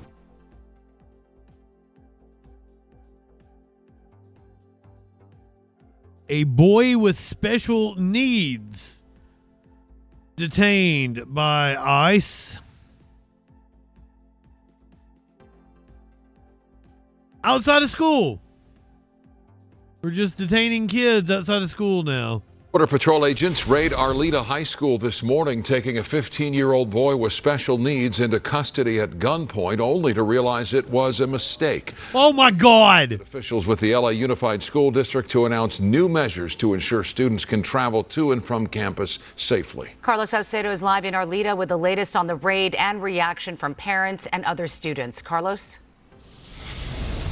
Michael Sherry, good evening. This immigration enforcement operation happened on the sidewalk right outside the high school. Students were here for orientation when they see a handful of Border Patrol agents. The armed agents even dropped bullets here on the ground. And tonight, as you can imagine, parents and school district officials are calling the actions like expelled casings? Careless. This is video of Border Patrol agents surrounding a vehicle outside Arleta High School Monday morning. Agents are seen detaining a 15-year-old student with disabilities as his grandma was inside the car while a relative was registering for classes at the school. The teen, who goes to nearby San Fernando High, was later released on the grounds of mistaken identity. I was very upset because our kids shouldn't have to be going through this and being scared of coming to school, you know, or their parents dropping them off. Soon after, parents like Yvonne received this voice message from the principal informing them of the incident. We are aware of reports of immigration enforcement activity in the area. Many parents we spoke with call the presence of federal agents near public school campuses shameful. The government, you know, our administration had stated that they were going to go after criminals. At a school, what criminals are you going to find kids trying to enroll? That is disturbing, it is heartbreaking, it is reprehensible. LAUSD Superintendent Alberto Carvalho addressed the matter during a back-to-school press conference with other school and city leaders. This young man was placed in handcuffs, presumably based on mistaken identity. Ahead of the start of the school year, the district has been in touch with 10,000 families potentially impacted by immigration enforcement efforts. They've rerouted bus stops, deployed 1,000 central office staff to assist in school zones, and have virtual options available for those too scared to leave their homes. And we are gathered here today to talk about protecting our children from the federal government.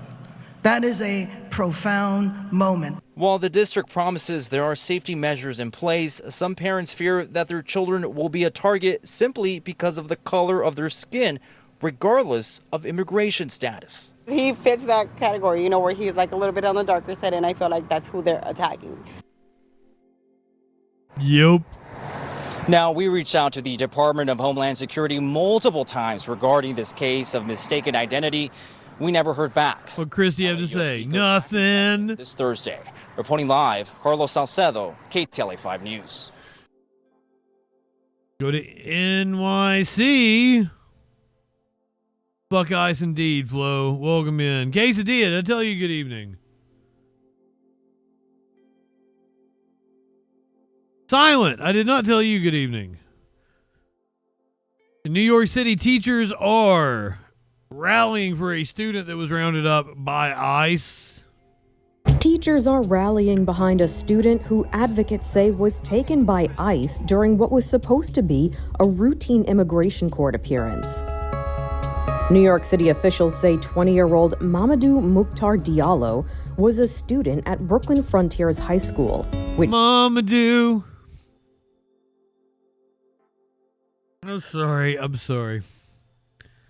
Routine immigration court appearance.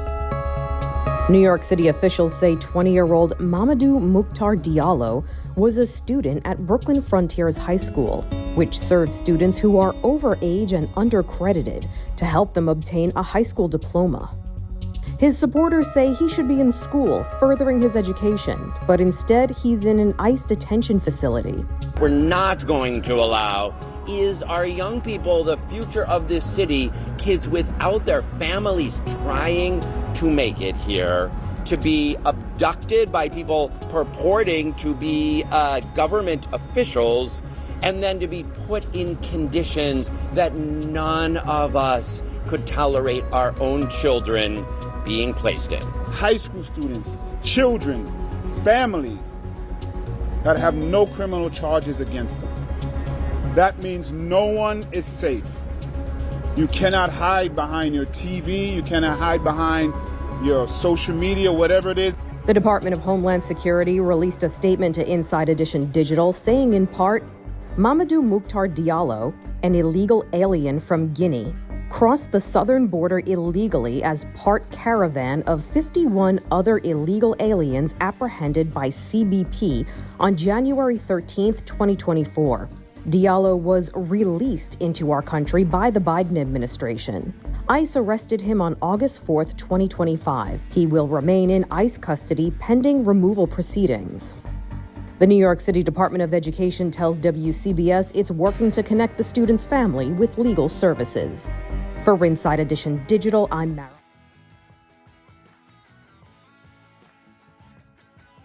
He was taken from an immigration status hearing, which is something they keep fucking doing over and over again.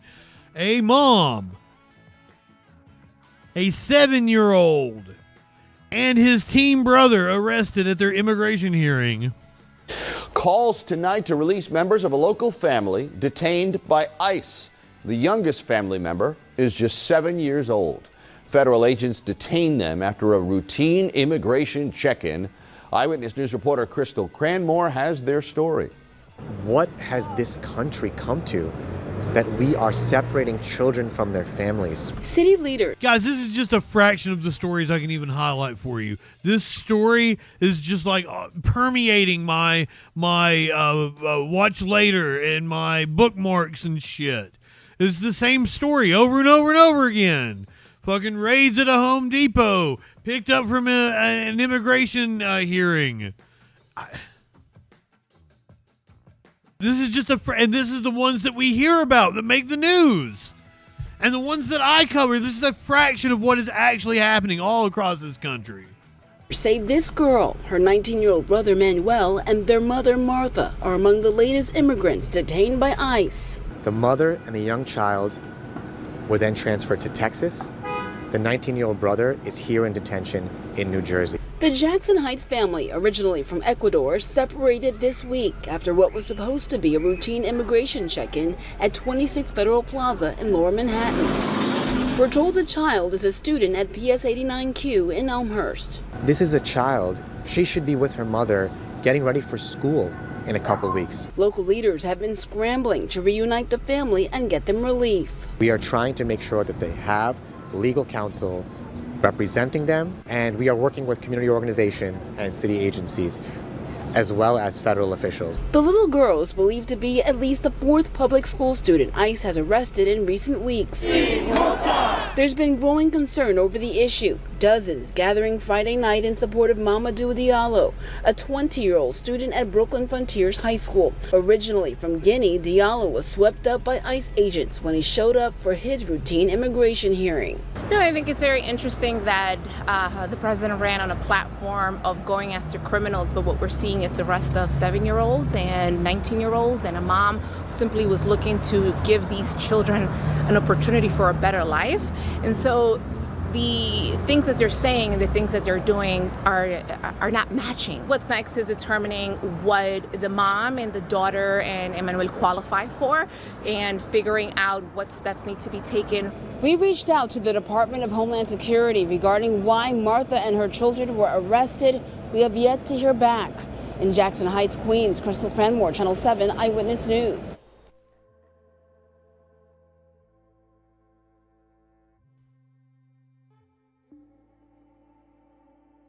Remember back in, was it July? I think July, maybe the end of June, first week of July. The There were riots in LA over immigration enforcement. We have new body camera footage released of LAPD officers just shooting a protester for no goddamn reason.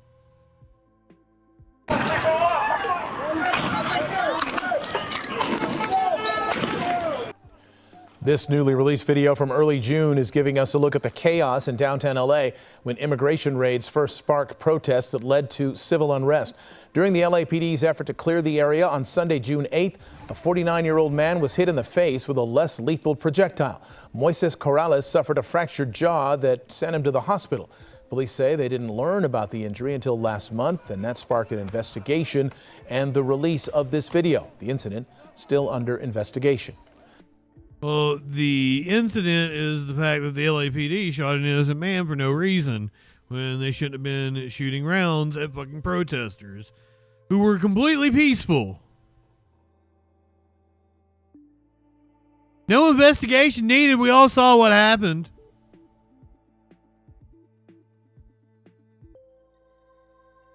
Bolivia heading to the polls today.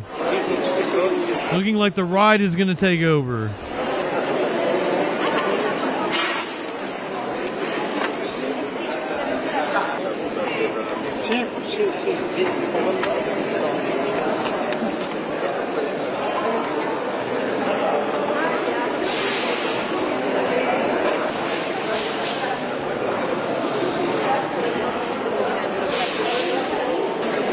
This is just a raw video of polling place opening. Should the right take over, should the opposition take over in Bolivia, this will end 20 years of leftist rule. Right-wing candidates are the front runners in elections marked by economic crisis and division in the ruling socialist ranks. Polls have closed in Bolivia's presidential and general elections, with the governing socialists expected to lose power after almost 20 years due to a deep economic crisis and division within the leftist coalition. Ballot stations shut at 4 p.m. on Sunday, with initial results expected after 9 p.m. on Monday. The election is the first time in almost 2 decades that polling indicates Bolivia's incumbent Movement for Socialism could face defeat. MAS-affiliated and other left-leaning candidates trail the right-wing opposition by about 10%, according to the latest Ipsos survey done in August. 8 presidential candidates are in the running, from the far right to the political left, but 2 candidates appear to have a comfortable lead. Jorge Tuto Quiroga, who served as interim president and vice president under the former military ruler Hugo Benzer, and Samuel Duria Medina, a wealthy businessman and former planning minister. Medina, 66, and Quiroga, 65, are neck and neck according to the polling survey. Former leftist President Evo Morales has been barred from running, and the outgoing socialist President Luis Arce, who had fallen out with Morales, opted out of the race. The electoral process has gone very, very smoothly so far, with only a few minor incidents, according to Al Jazeera's Latin American editor. The general fears surrounding this election concern the possible repercussions of Morales' call to his supporters, who make up about 20 to 30% of the electorate. They've been asked to vote nil or null in this election, and if that happens, that could certainly disrupt the outcome because there are so many candidates and no one is expected to get enough to proceed to a second round.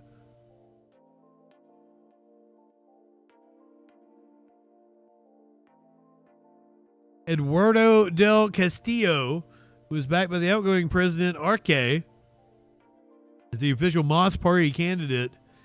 Andronico Rodriguez, who has distanced himself from the MAS party, is running as an independent. Morales, Bolivia's undisputed left-wing leader for the last 15 years, is holed up in his tropical stronghold, where he still leads the Coca Growers Union. He has also asked his followers to cast invalid votes. Well, I guess we're going to have to follow up on that tomorrow night. We could be heading into hurricane coverage come tomorrow night. Let's see what the forecast is. all week they were saying that it was going to curve like Bill Clinton's cock, go back up into the Atlantic, but now models are showing it coming closer and closer to the East Coast. Hurricane Erin is still a Category 3 storm after weakening overnight due to the eye wall replacement cycle. And because of the eye wall replacement cycle, the storm is expected to grow in size as it continues to give rain for the Hispaniola and Puerto Rico. Sure looks like it's hitting Florida. For the Turks and Caicos, as tropical storm force winds are possible for later tonight.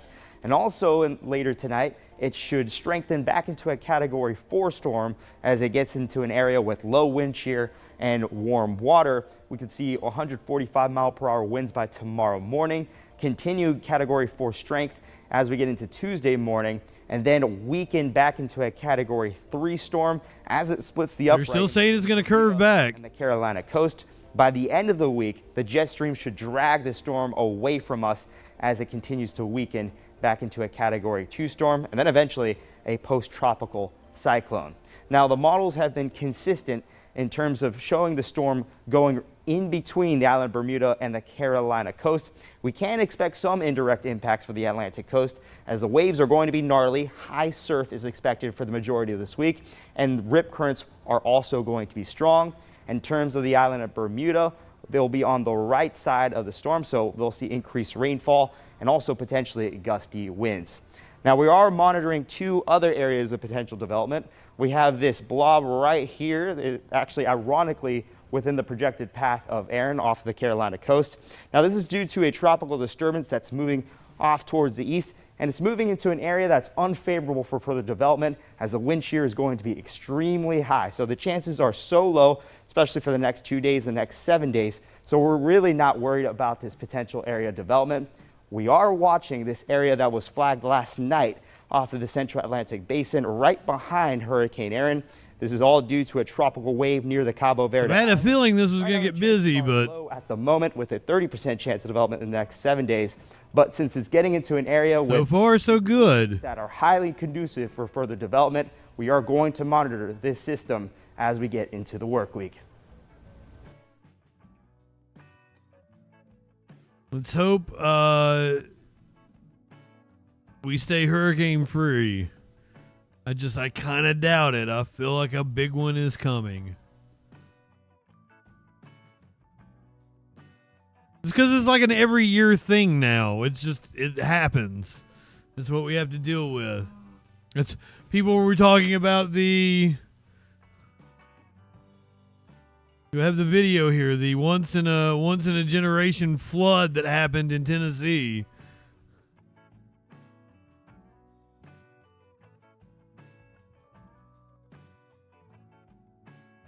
I had the video right here. I lost it. I'm sorry.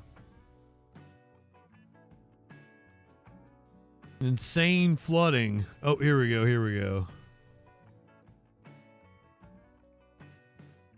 Curious or not, saw the storm as we were driving to Nashville. It was like, ooh, that ain't good. We drove through heavy, heavy rain.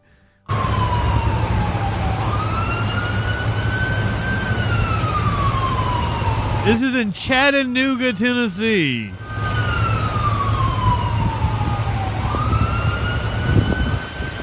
That's the fucking interstate.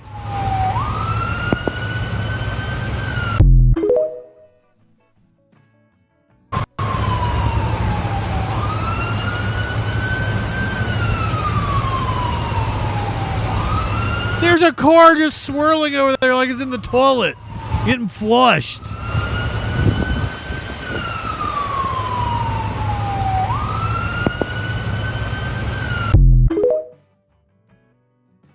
That was Chattanooga on Tuesday.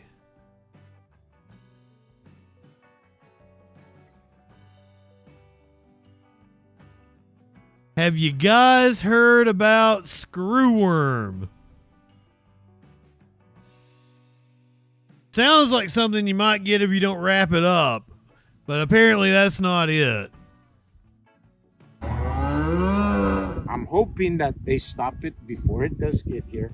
Texas cattle ranchers look south across the U.S.-Mexico border and see a creeping threat. What we hear from our colleagues across the border is that it's probably moving quicker than is actually being reported.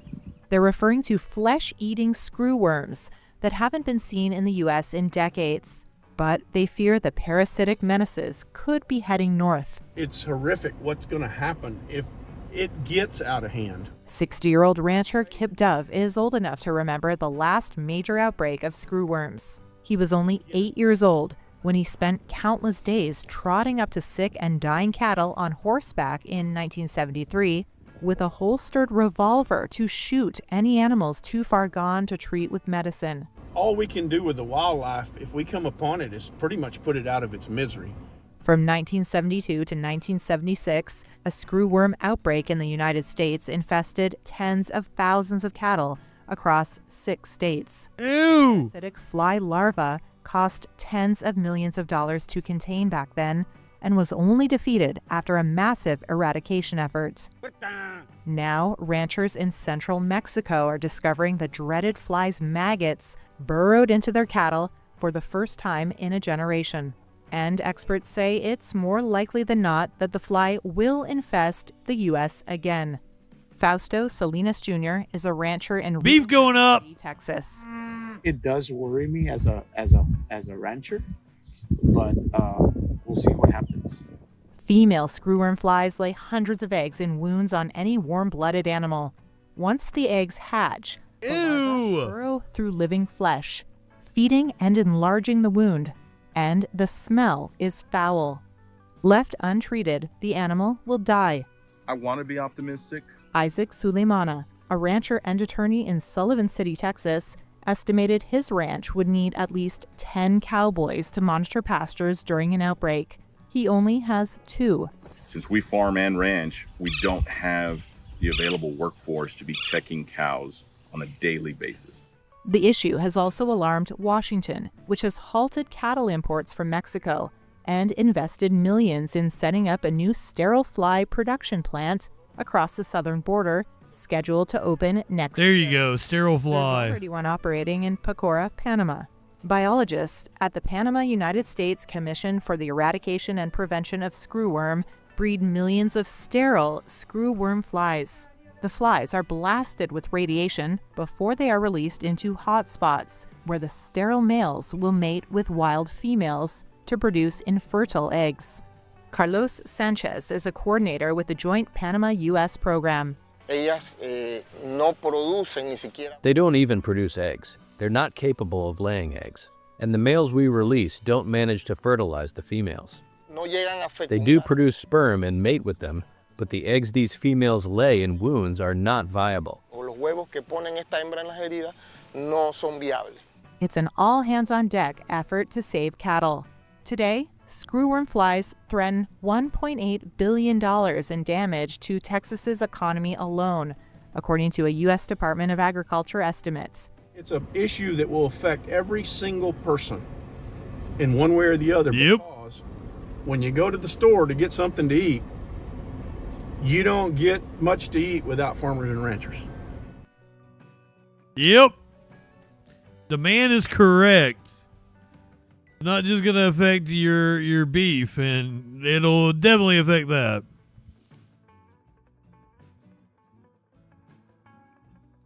Fun times, guys. Oh, also, COVID's going around. I have not talked about COVID at all. Mask up. I've got friends that have COVID right now, currently. That razor blade throat is apparently no fucking fun. Also, it's a wonder I was just at a stadium with like 80, 90,000 people. Maybe even, I don't know how much that stadium holds. There's a lot of people. It's a wonder I didn't get COVID. Air Canada set to resume flights tomorrow after employees had gone on strike. Air Canada suspending its plans to return to the skies today. The airline was set to resume operations after 10,000 Air Canada flight attendants walked off the job. taking the picket line Saturday morning seeking better pay. Now over 700 flights were canceled, causing travel headaches for thousands. The Canadian government ordering flight attendants back to work and sending the contract dispute to arbitration.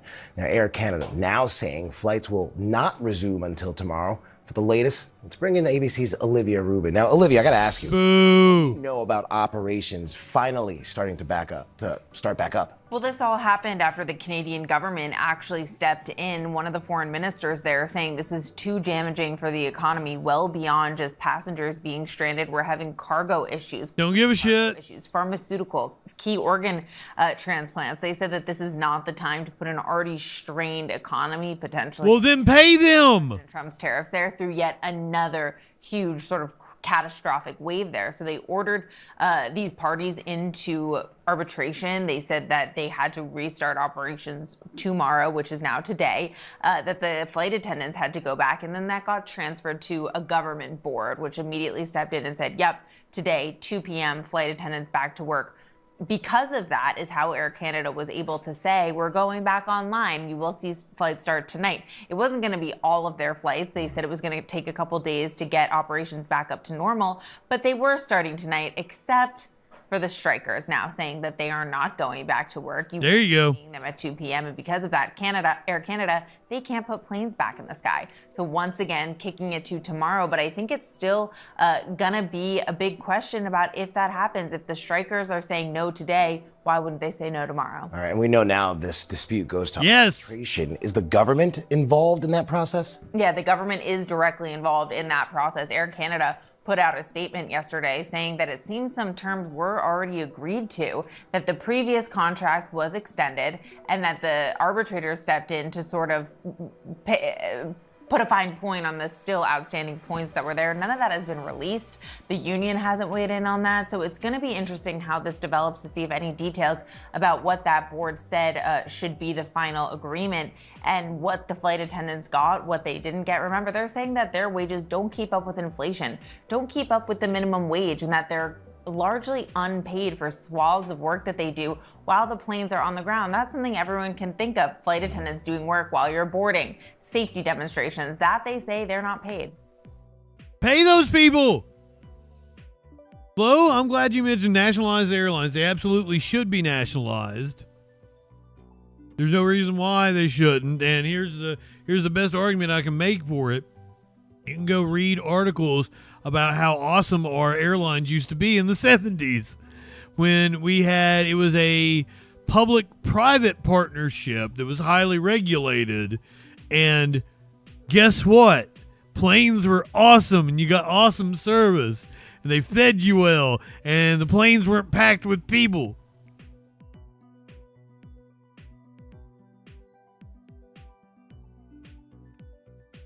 I like bringing that up. When we went totally private, that's when satisfaction with airlines started going down. We are in the crime porn section of the show tonight. It's taken us a long time to get here.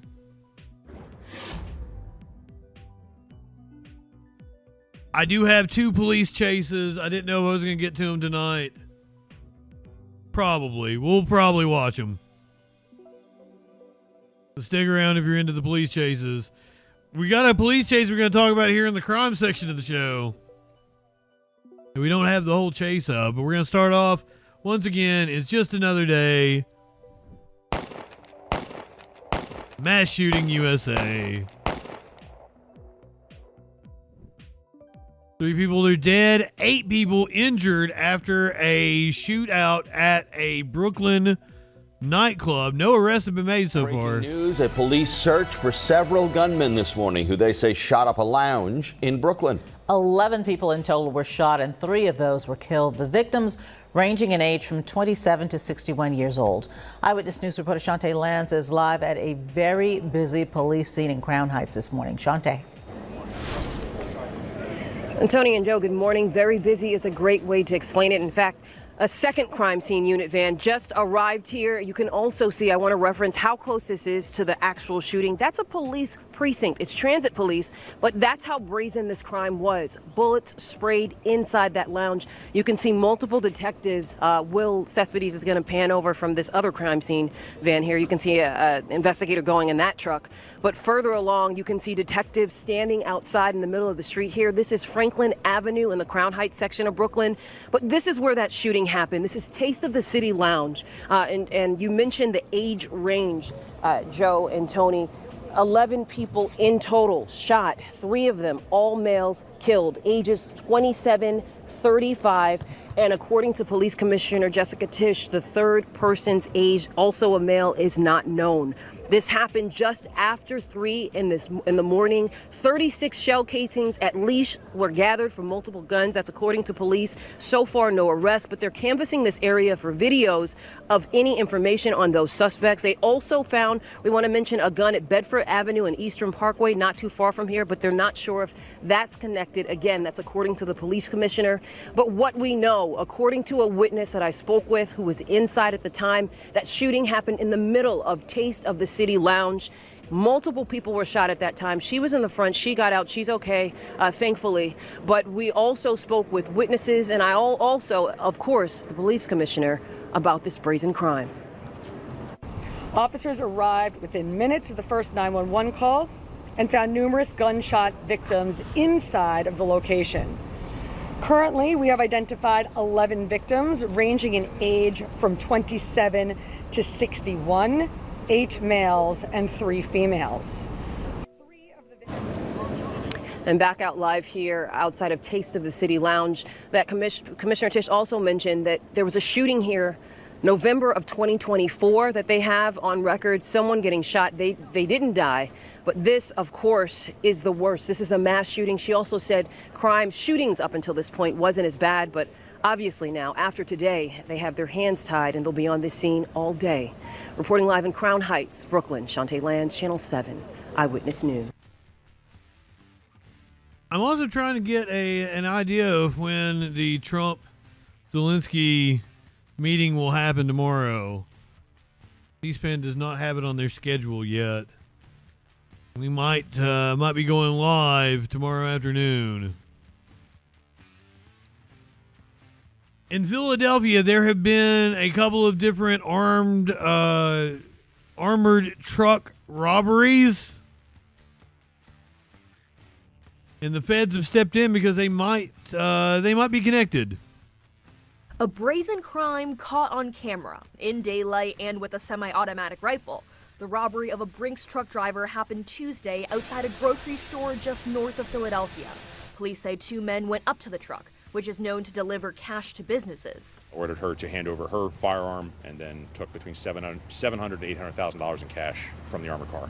Fuck yeah! Months, there have been at least 5 robberies of cash delivery trucks all around Northeast Philadelphia. This is the FBI. We have a warrant.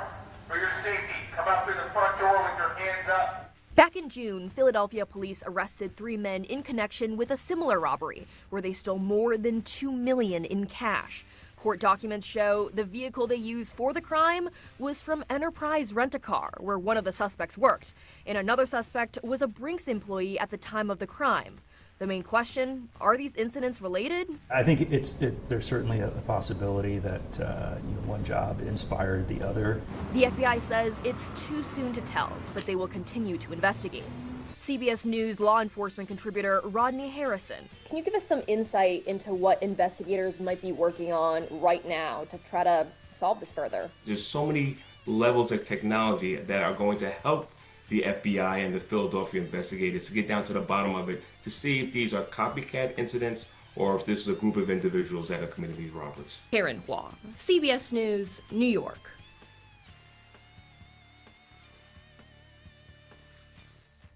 So like 3 milli at least, because the one was 2 million. This one, because there were 5 in total, so possibly like several million.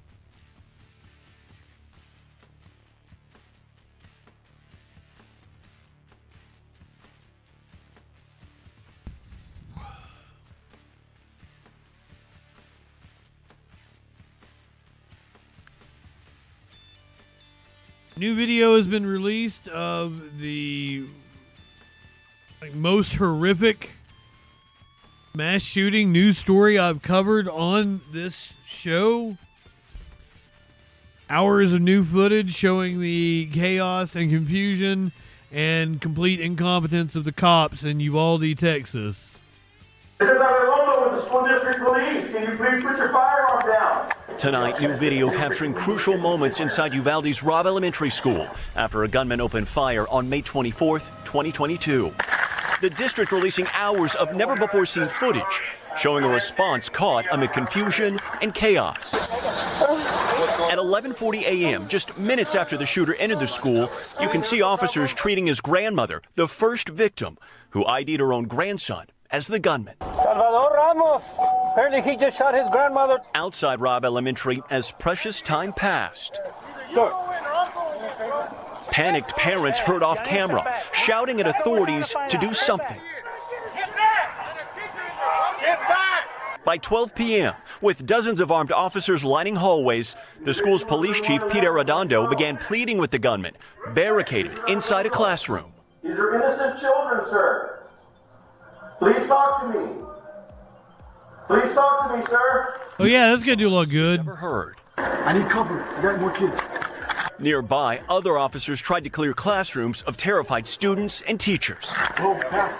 Go, go, go, go, go, go, go, go, go. At 12:08 p.m., the gunman's own aunt heard begging authorities to shoot him. Get him! Get him! Help us. He's doing it because his mom and Nearly an hour after that first gunshot, authorities shout questions back and forth, looking for keys.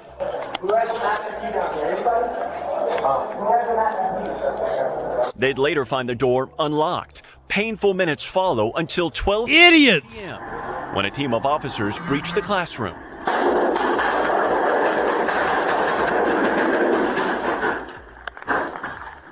With the gunman dead, authorities frantically call for medical backup.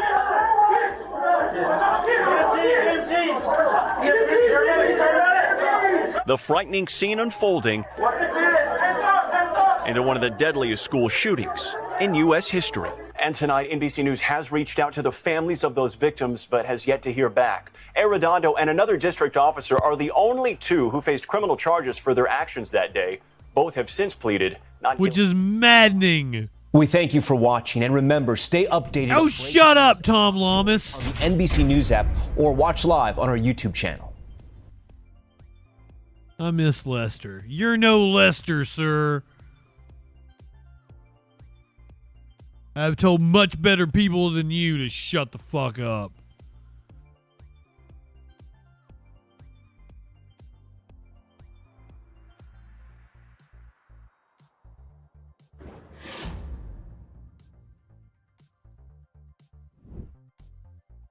Chicago police officer will not face charges in a deadly shooting that happened last year, I believe. I think we watched the video of this. Chicago police say the team of tactical officers stopped Dexter Reed for driving without a seatbelt.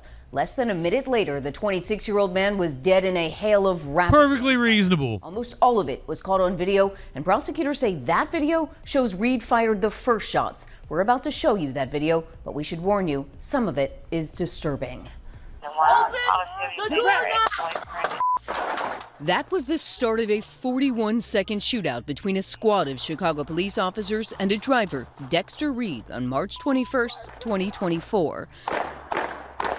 When the final shots ceased, 96 had been fired by 4 members of a tactical team, and Dexter Reed laid on the West Side Street outside his car, dead.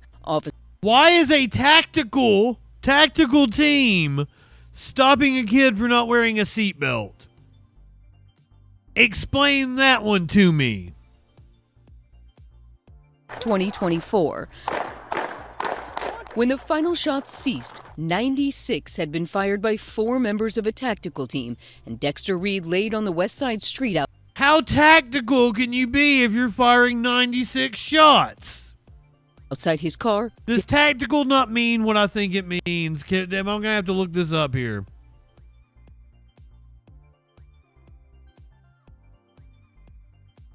relating to or constituting actions carefully planned to gain a specific military end.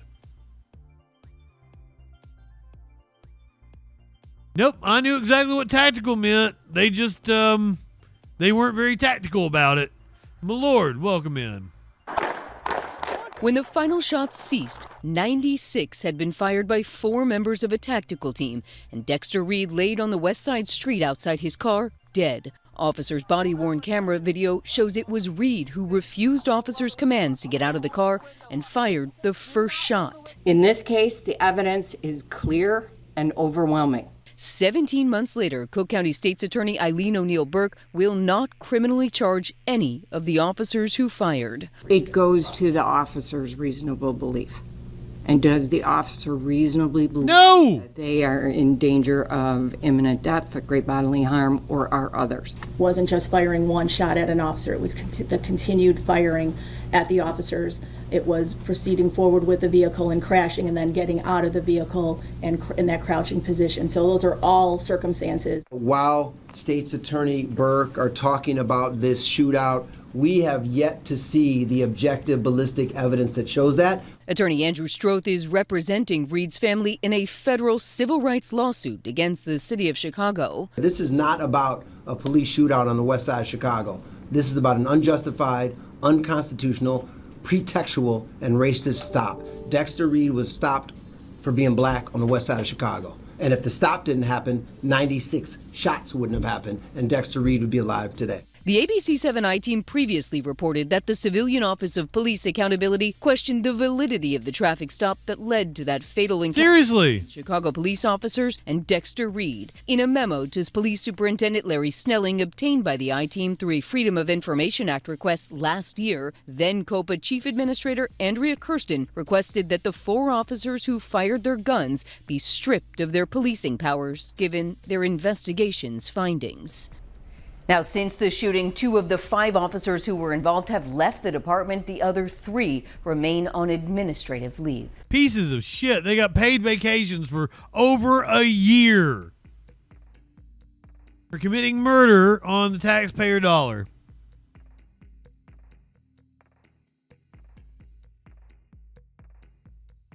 All cops are fucking bastards. Well, it's just a few bad apples. It's just you don't have another story of cops doing something heinous, do you, Justin? Surely. A former LAPD officer and 3 others have been charged with kidnapping. Just into the newsroom here at 6, shocking allegations against a former police officer now accused of kidnap for ransom. KCAL News assignment editor Mike Rogers is at the desk. And Mike, you told us about this last week, and now we're getting a clearer picture of the allegation. Yeah, Rudabeh, we had gotten word last week when he was arrested that he was arrested for kidnapping for ransom, but we didn't really have any of the details. This afternoon, the DA's office finally putting out some information. I want to be clear, the photos you're looking at here of the former officer Look at that piece of shit. Are actually from the California Department of Insurance. In a separate case, he was arrested by the Department of Insurance over alleged insurance fraud. So we obtained these pictures from them, but the current case stems from an incident that happened on December 28th in 2024 in Koreatown. That's when the DA's office, as Eric Halem, along with 3 other co-defendants, went into a home there. 2 of them, including Halem, allegedly tied up the people inside and robbed them of cryptocurrency. That's where you have the armed robbery charge comes in, and then you also have the kidnapping for ransom charge. Now, the DA's office says that 2 other people acted as getaway drivers for Halem and one of the co-defendants. Now, 2 of them had already been arrested and held. Was it Amaranth? Actually been in court since June. Is that who he robbed? Was arrested last week, along with his other co-defendant that was allegedly inside of the home in Koreatown. Now, Halem, as we reported last week, was a former LAPD officer who then left LAPD and went to be a LAPD reserve officer. We believe he was a reserve officer up until his arrest by the Department of Insurance back in March. Now, Rudabeh, we don't know exactly how long he has worked for the LAPD. We did ask that on Friday. They never got back to us. The DA says that Halem was in court today. We're looking to see exactly how that plea went, but he and the co-defendants will be back in court. Very serious charges, though, for this former LAPD officer accused of kidnap for ransom, as well as armed robbery after allegedly tying somebody up in a Koreatown home last December. Okay, Mike, thank you. I wish this next story was like funny, but it's not. It's like a goddamn hate crime. It's like those dildo attacks. I would love to be talking about a dildo attack on like LeBron James, but because you're throwing it at women in the WNBA, it's misogynistic and probably homophobic, might even be a hate crime. This is almost certainly a hate crime, even though like it should be fun. Throw dog poop at people that deserve dog poop. Don't throw it at an LGBTQ youth center. Go throw it at a billionaire, you dipshit. A vandalism investigation is underway in the city of Bell after a string of incidents involving someone throwing bags of dog feces at an LGBTQ+ youth center. Investigators say it's happened multiple times at Misila over the past several months. LA County Supervisor Janice Hahn has announced she will give the center a grant of $2,500 to upgrade the security cameras as police search for whoever is responsible. At this point, police are not investigating this as a hate crime. The Latino Equality Alliance has released a statement saying, in part, they are calling in our neighbors, city leaders, and all members of the Bell community to stand together, speak out, and make clear that attacks on LGBTQ+ youth, their spaces, and their safety will never be tolerated. Every young person deserves to feel safe, supported, and celebrated in their community.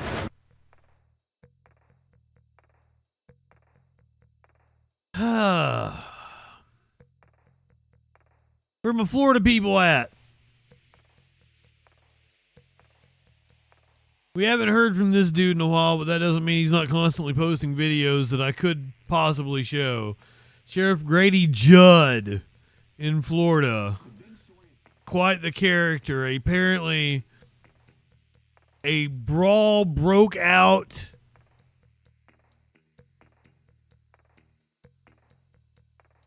in Polk County. It had the Winterset riot. Lake Winterset riot is what they're calling it. The big story at 5:30. Take a look at this video from Lake Winterset in Polk. Hey, can I get the uncensored video? I'm assuming they got thongs on. We're just censoring butt. Goddamn stupid. I can imagine there is a skeleton in his closet. Skeletons.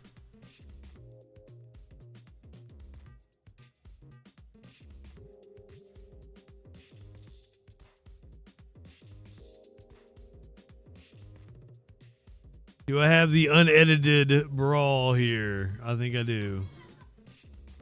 See what we got going on. Oh no!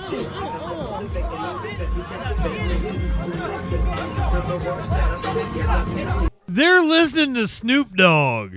That shit's like classic pop music at this point in time. That's the kind of shit you hear on AM stations.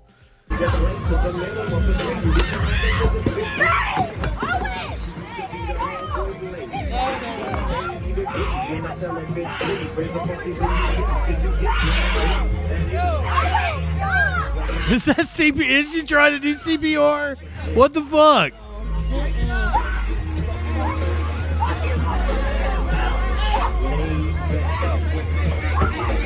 Sipping on gin and juice, way back. My mind on my money and my money on my mind.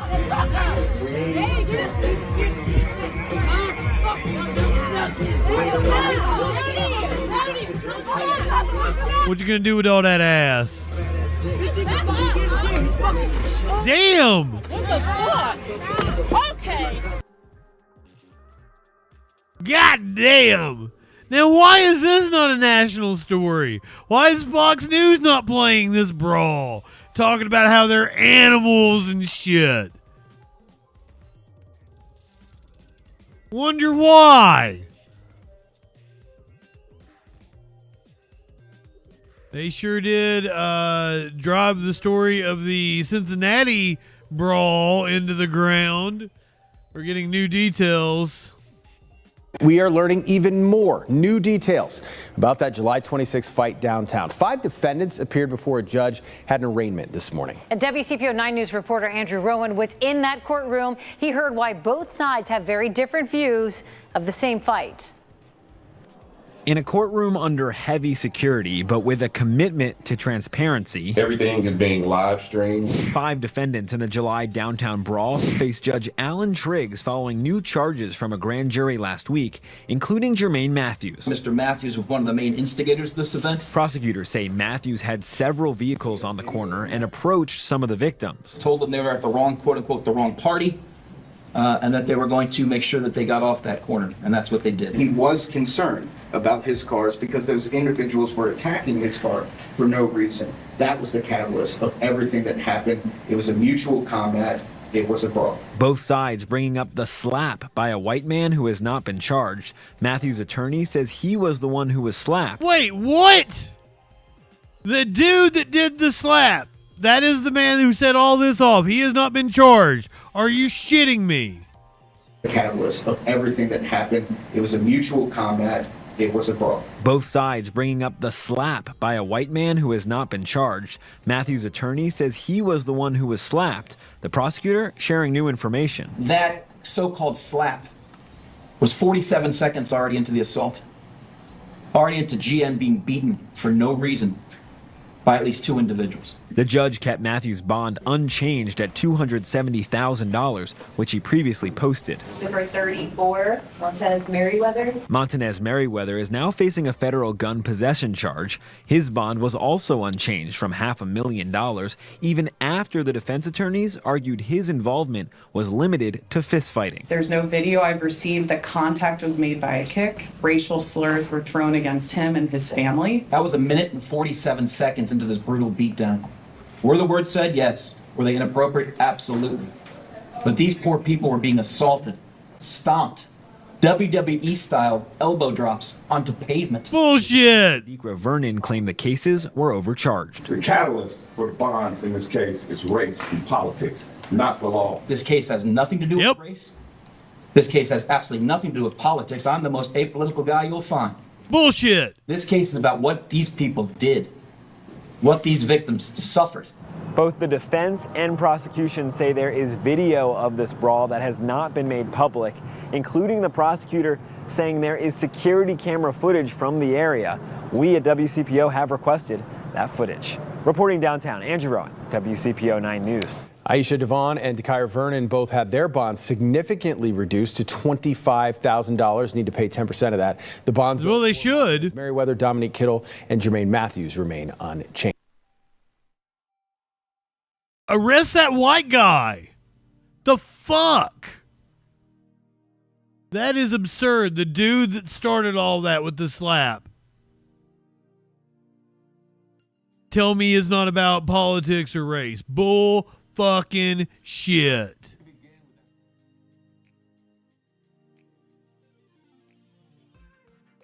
An airplane had to make an emergency landing after an unruly passenger was restrained not once but twice and broke free. We begin with that breaking news. An unruly passenger that forced a flight from Virginia to LAX to get diverted and has been taken into custody. And now News reporter Jory Rand is here now with dramatic new video of this incident and what happened. Yeah, well, we hear stories like this, passengers getting involved, sometimes duct taping those unruly passengers to their chair. That almost happened here. Instead of tape, they tried to use seat belts, but the person kept breaking free. It happened twice now, and so now those passengers who should have been here in LA hours ago are stuck in Grand Junction, Colorado.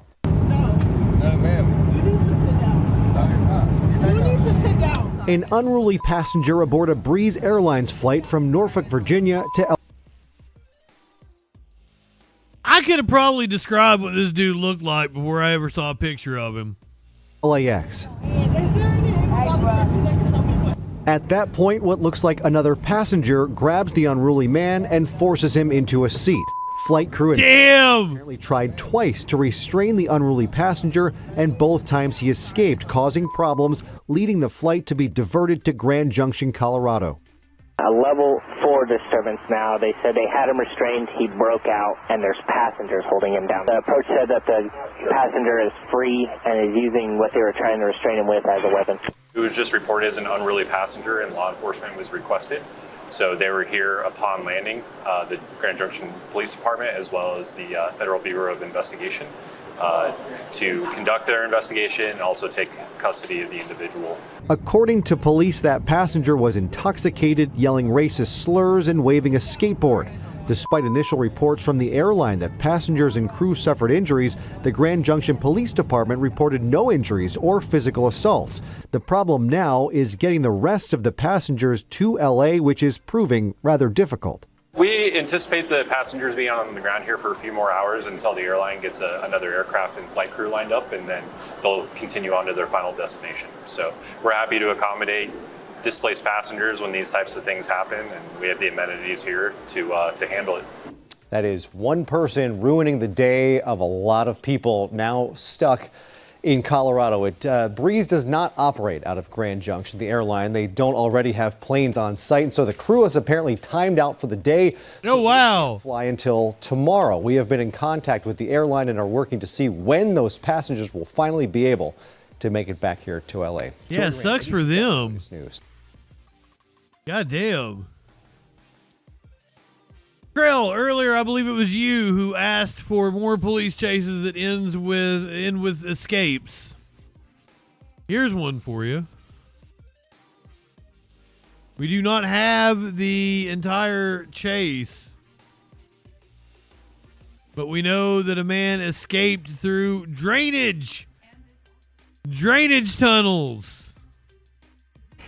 And this also breaking out of Boyle Heights. An armed suspect led police on a pursuit overnight. It happened about 1 a.m. Authorities say the suspect accessed the LA River near the 6th Street Bridge and drove onto a riverbed. He then stopped north of the 7th Street Bridge and fled into a drainage pipe. Officers searched the area but were unable to locate him. It's unclear what the suspect was initially wanted for. He got away through a drainage pipe. Hopefully not sewage.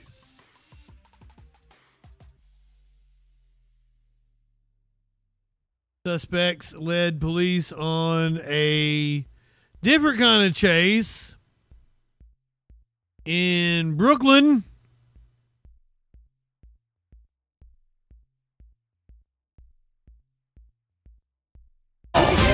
Video tonight that you have to see to believe.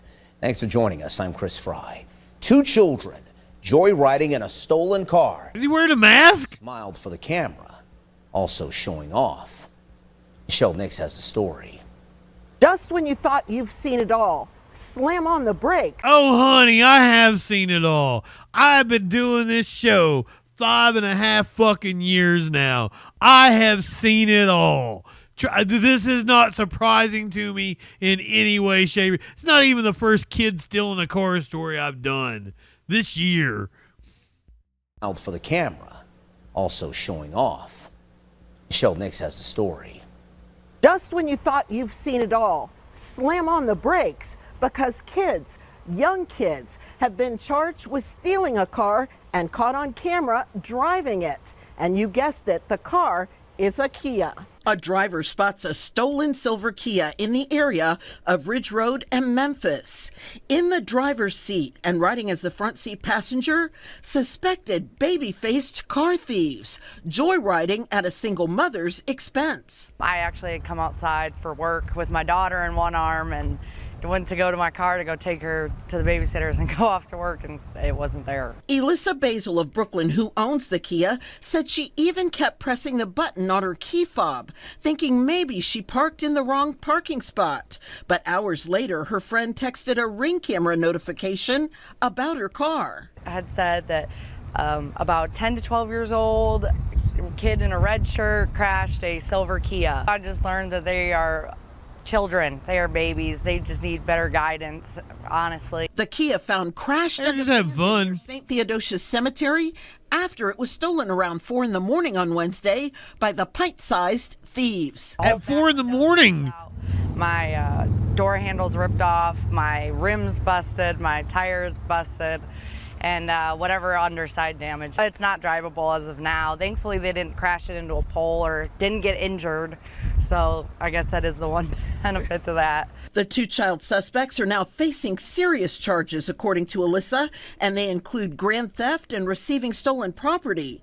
As Brooklyn police continue the investigation, Alyssa has found out the anti-theft system on her Kia apparently doesn't work. She just hopes these children have found out. They need to change their ways before they become adults, and it turns into a lifestyle at that point. The car's owner tells me she will ask for restitution in this case because she says these young kids need to learn that things don't come cheap and they don't come easy.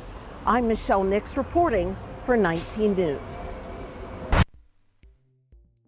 I test drove a Kia one time, and to be fair, it was in the dead of winter, like a January. The motherfucker did not start. Like, you're on a car lot test driving a car. It's kind of a bad sign it won't start.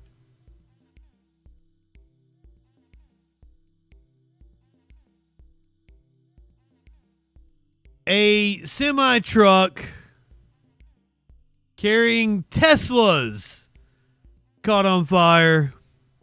A tractor trailer hauling at least a half dozen Teslas bursting into flames along the 5 freeway in Sylmar. This happened on the southbound lanes near Balboa Boulevard. Video shows several of the cars on the trailer fully engulfed. All southbound lanes at Balboa were closed for several hours while firefighters battled the flames. Because of the electric car batteries, fire crews had a hard time putting out fires. No injuries were reported. Crews are now investigating just what sparked the blaze. That's why I said it was the middle of January, to be fair. They had a hard time fighting the blaze because of the lithium batteries. I didn't get the chance to do this story last week because they had the one side of it. Neighbors in this LA suburb, Van Nuys, is that how you say it? This LA suburb had been complaining about a man who kept blasting like air horns. They were calling him a nuisance. He was arrested. He's given his side of the story. All right. Neighbors have been telling us about some kind of horn going off. Well, I want our law, our justice system to do their job. And I want justice served. I have a man that's been terrorizing me, torturing me for the past 20 years in every way you can imagine. Past 20 years? Robbed me out of everything. Not just financially, everything. What's his name? How do you know him? From 30 years ago, my ex-girlfriend, he's my ex-girlfriend's father. Okay. I caught her cheating on me, so I... Ex-girlfriend's father! Oh, wow, we're taking all kinds of turns with this story. Out of the relationship, and he thinks I am obligated to marry her. I don't know what my assumption is because that's all I've done. And this is the reason why you are apparently blasting the horns? Correct. I don't know what else to do. My life is in danger. He will kill me. He's capable of doing it, and he will do it. Nobody in his life has ever talked to him the way I've been talking about him the past 2 months. And have you spoken to the police about him? This morning they did come over, but back in 2013, with no priors, I had 13 arrests in 8 months. I would have people come into my business, beat me up. The police would show up without... His high school girlfriend. They would handcuff me, take me and charge me. The other guys they'll let them go. They would not let me speak. They would not let me say a word. They would not hear what I had to say. All 13 times. And this is the reason, as you say, that you are correct, kind of blasting the neighbors. Correct. I do apologize for the neighbors. I'm sincerely sorry. I would be uncomfortable too. The noise is really loud. But my life is in danger. I don't know what else to do. Called them air horns, it's train horns. Like what do you to make your life in danger? He's gonna kill me. I'm not paranoid. I'm not crazy. I'm not psycho. I don't have any help. Sir.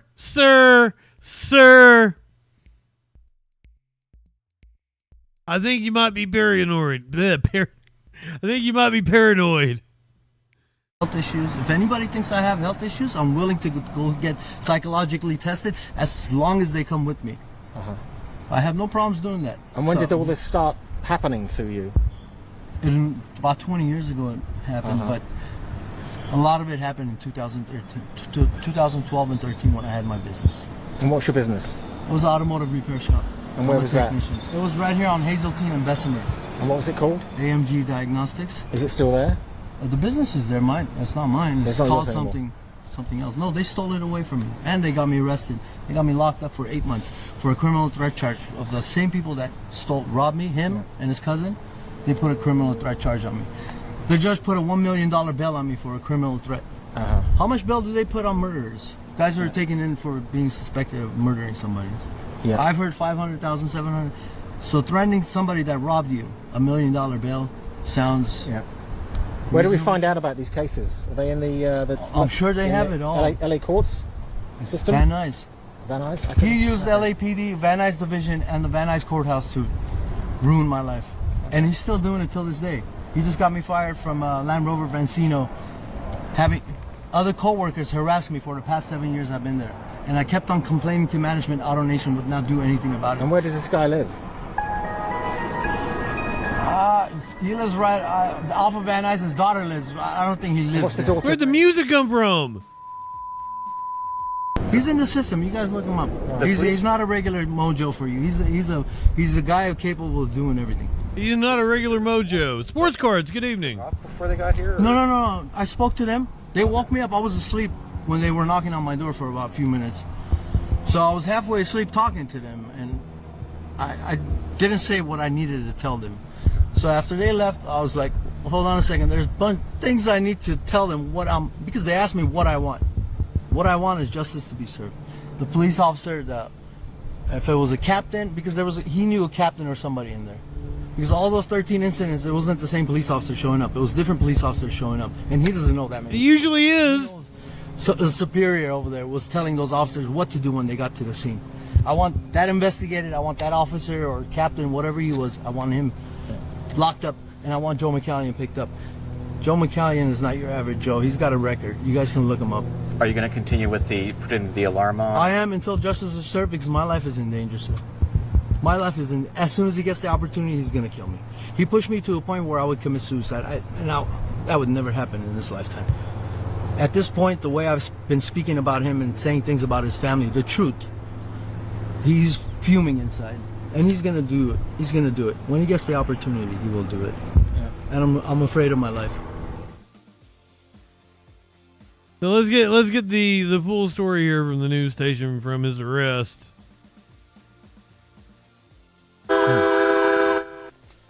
And we have breaking news tonight involving this neighborhood nightmare playing out in Van Nuys. New video tonight showing the man responsible for blaring horns and sirens being taken into custody. It's a saga we've been... I think they're saying it's spelled N-U-Y-E-S, I think. Did I get that right? I think they're saying Van Nuys. Van Nuys? Maybe. Following for 2 days, and tonight the LAPD is taking action. Eyewitness News reporter Tim Caputo live in that neighborhood with the new video and the latest information. Tim. N-U-Y-S. N-U-Y-S, no E. So that's why I was saying Van Nuys.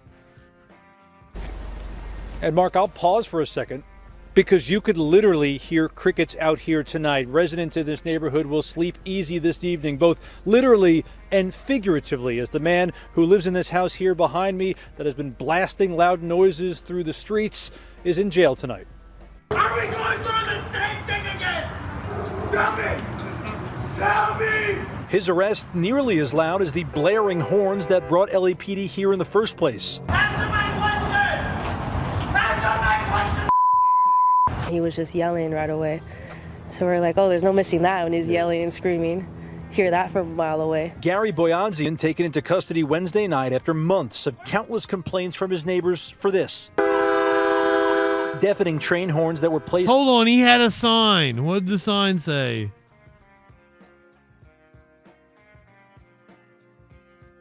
Oh, it's neighbors that put up the sign. Are you sick of the loud horn blast? I thought maybe he had put up a sign like, they're trying to kill me. Was complaints from his neighbors for this. deafening train horns that were placed high on a tree in his backyard. And if it wasn't the horn, it was his house alarm, also intentionally set off. LAPD says they responded to his home on Peach Avenue in Van Nuys more than 5 times, and this morning gave him an administrative citation. But it clearly turned criminal. Boyadzian left for several hours, and when he returned, police were nearby, watching and listening. He came out and thought everything was over, so he went out and watered his lawn, and a couple of the plainclothes vehicles just pulled up real quick and snatched him on the lawn. And he was yelling and screaming and resisting arrest, and he was screaming in the car. You could hear the car as it went down the street, could hear him screaming. Boyadzian was taken away, but the horns haven't been taken down yet. But with no one home to set them off, at least it'll be quiet tonight. The neighborhood's a huge relief. We know we're not going to hear that horn, and it's disrupting no matter what you're doing. Earlier today, when we asked him why he sounds off the alarms, he unleashed an unsubstantiated story about the mafia trying to kill him and LAPD assisting in the plot. Some neighbors we spoke to say you have mental health problems. They have mental health problems. My problem, he wants to kill me. My life is in danger. If they don't want to seem to understand it, that's no problem. LAPD hasn't said what they've charged. The editor used the train horn to beep him. Fucking. That's the kind of thing I would have done in this story. There's probably some stoner with a bandana on in the editing. Some of the neighbors we spoke to say you have mental health problems. They have mental health problems.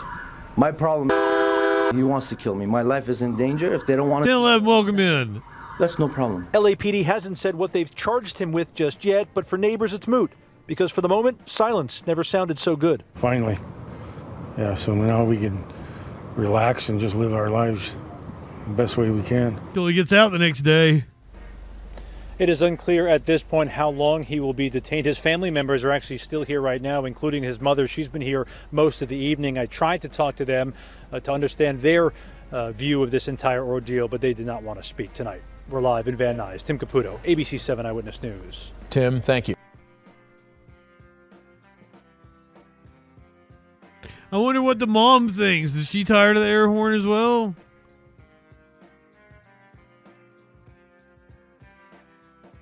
Let him think the cops did it. I agree.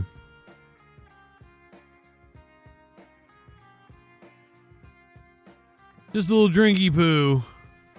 This pilot apparently thought he was going to get on a plane. Completely sloshed. I didn't even know, like, they give you sobriety tests on a plane, or was he suspected of being drunk? But probably not a bad idea to make pilots take a sobriety test before they get on a plane. I assume he was suspected of being drunk and they called the cops on him. A sobriety test was administered.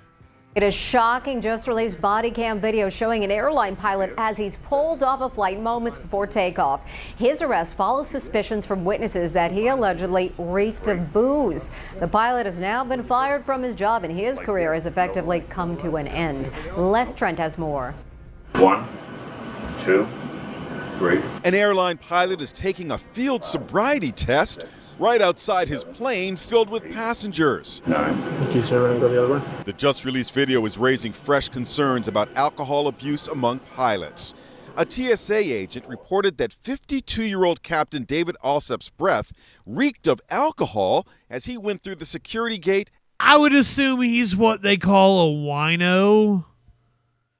Someone who is a high functioning, like you have to have enough alcohol in your system to be able to function normally.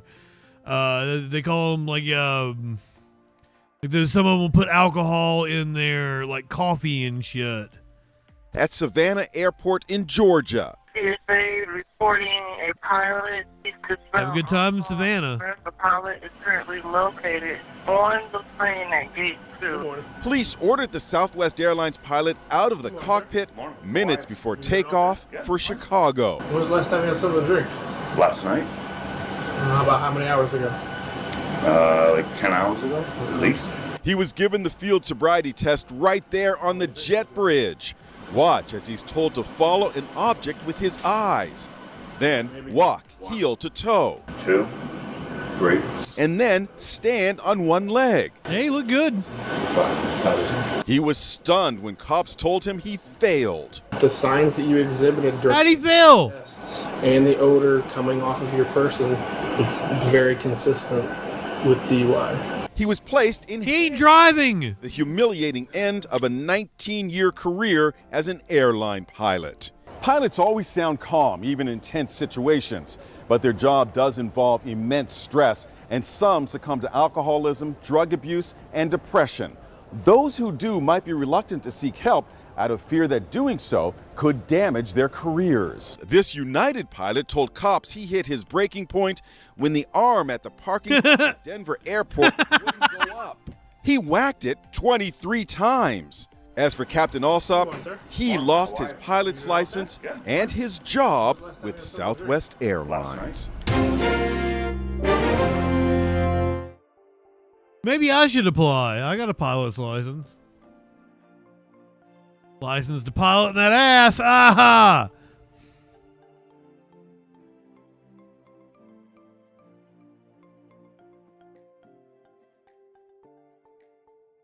You want to see a cat? He seems like he wants to get up here right now.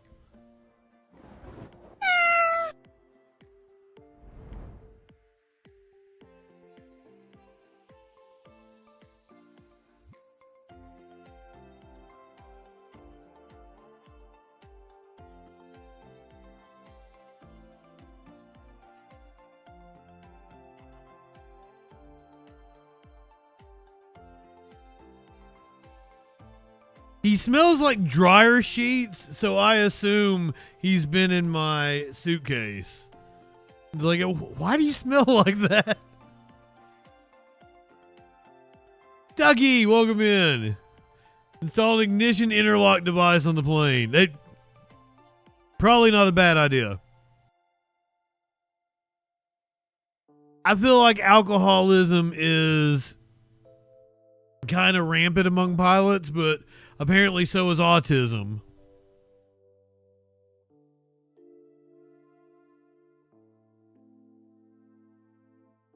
I guess, like, did we talk about this before? Like, it seems to be like all forms of transportation attract people with autism.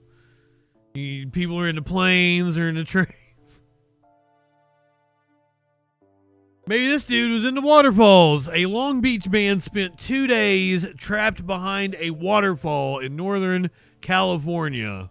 5:14 right now. Welcome back. A stunning story of survival here. A Long Beach man spent 2 days stuck behind this waterfall right here. And you can see this is happening in Northern California. This rescue crew member descended from that helicopter to get him out of there. Now, the 46-year-old had plans to rappel the waterfalls at the Kern River Sunday. He was reported missing after he didn't return to his car. The Tulare County Sheriff's Office used drones to then search this area. Who goes and does that shit by themselves? Don't go chasing waterfalls. Please stick to the rivers and the lakes that you're... Sorry, I'm sorry. And then the man was found Tuesday morning behind the large waterfall. He told deputies he got trapped because of the extreme power and movements of the river. He only suffered minor injuries and is expected to be okay. So the river swept him up. How'd he get behind? And usually, as a person who plays RPGs, you go behind the waterfall, there's usually like a special item or a treasure chest or something.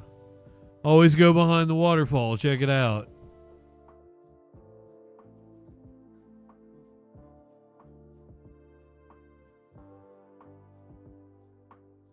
Always.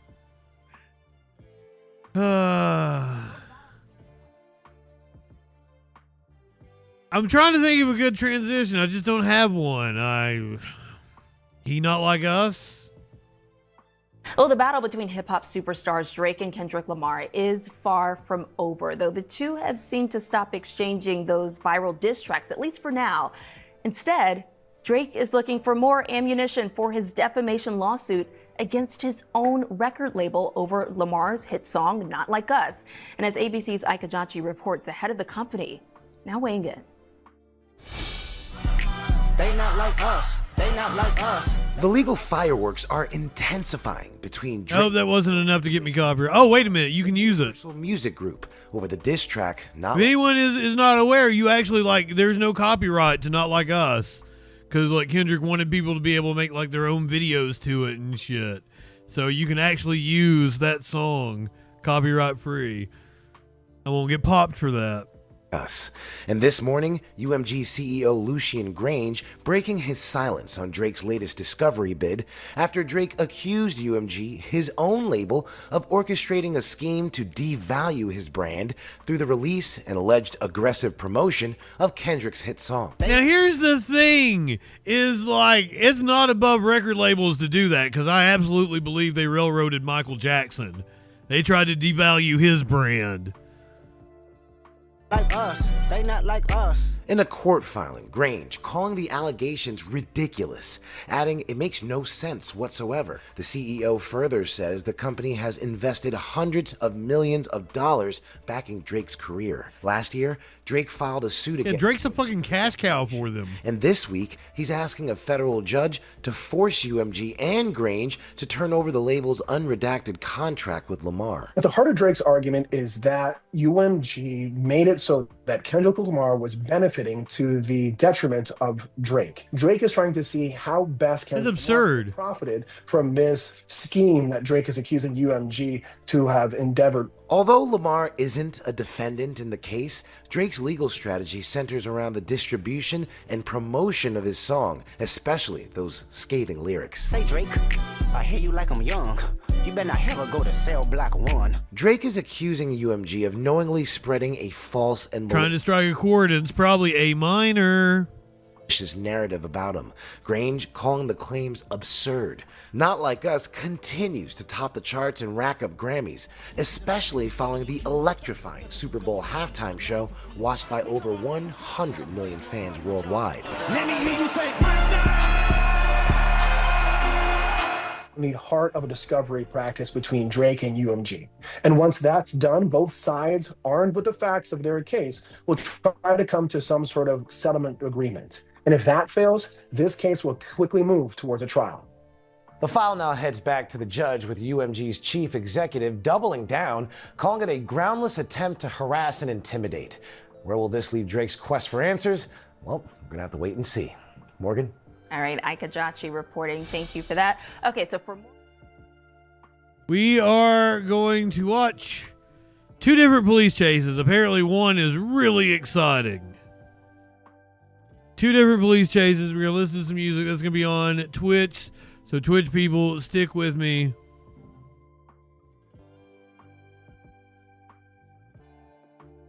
What would you do if a cat did this to you? I've luckily never had this happen.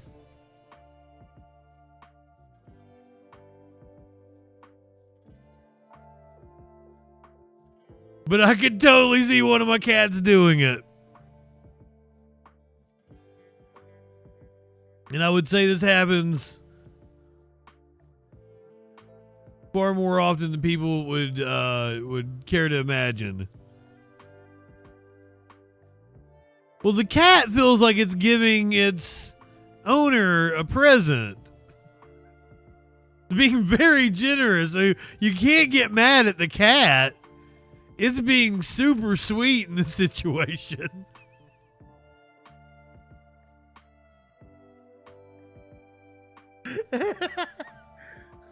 The Godfather theme plays.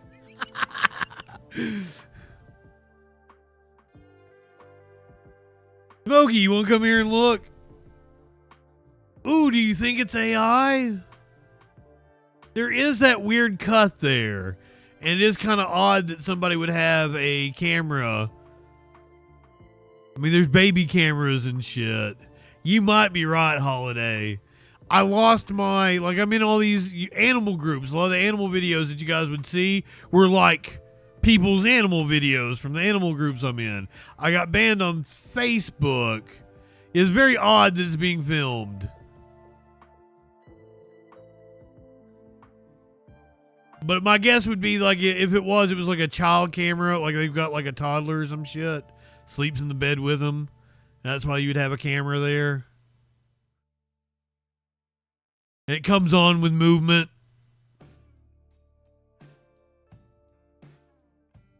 Because everything looks natural about the kitty's feet and the way it's moving and shit.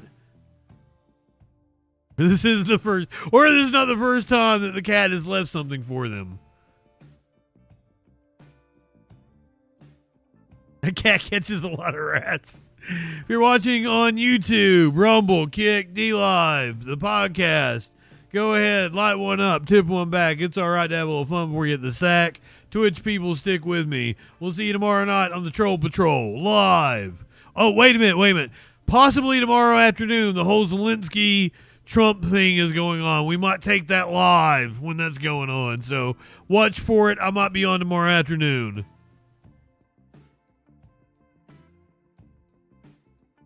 At least 20 by now.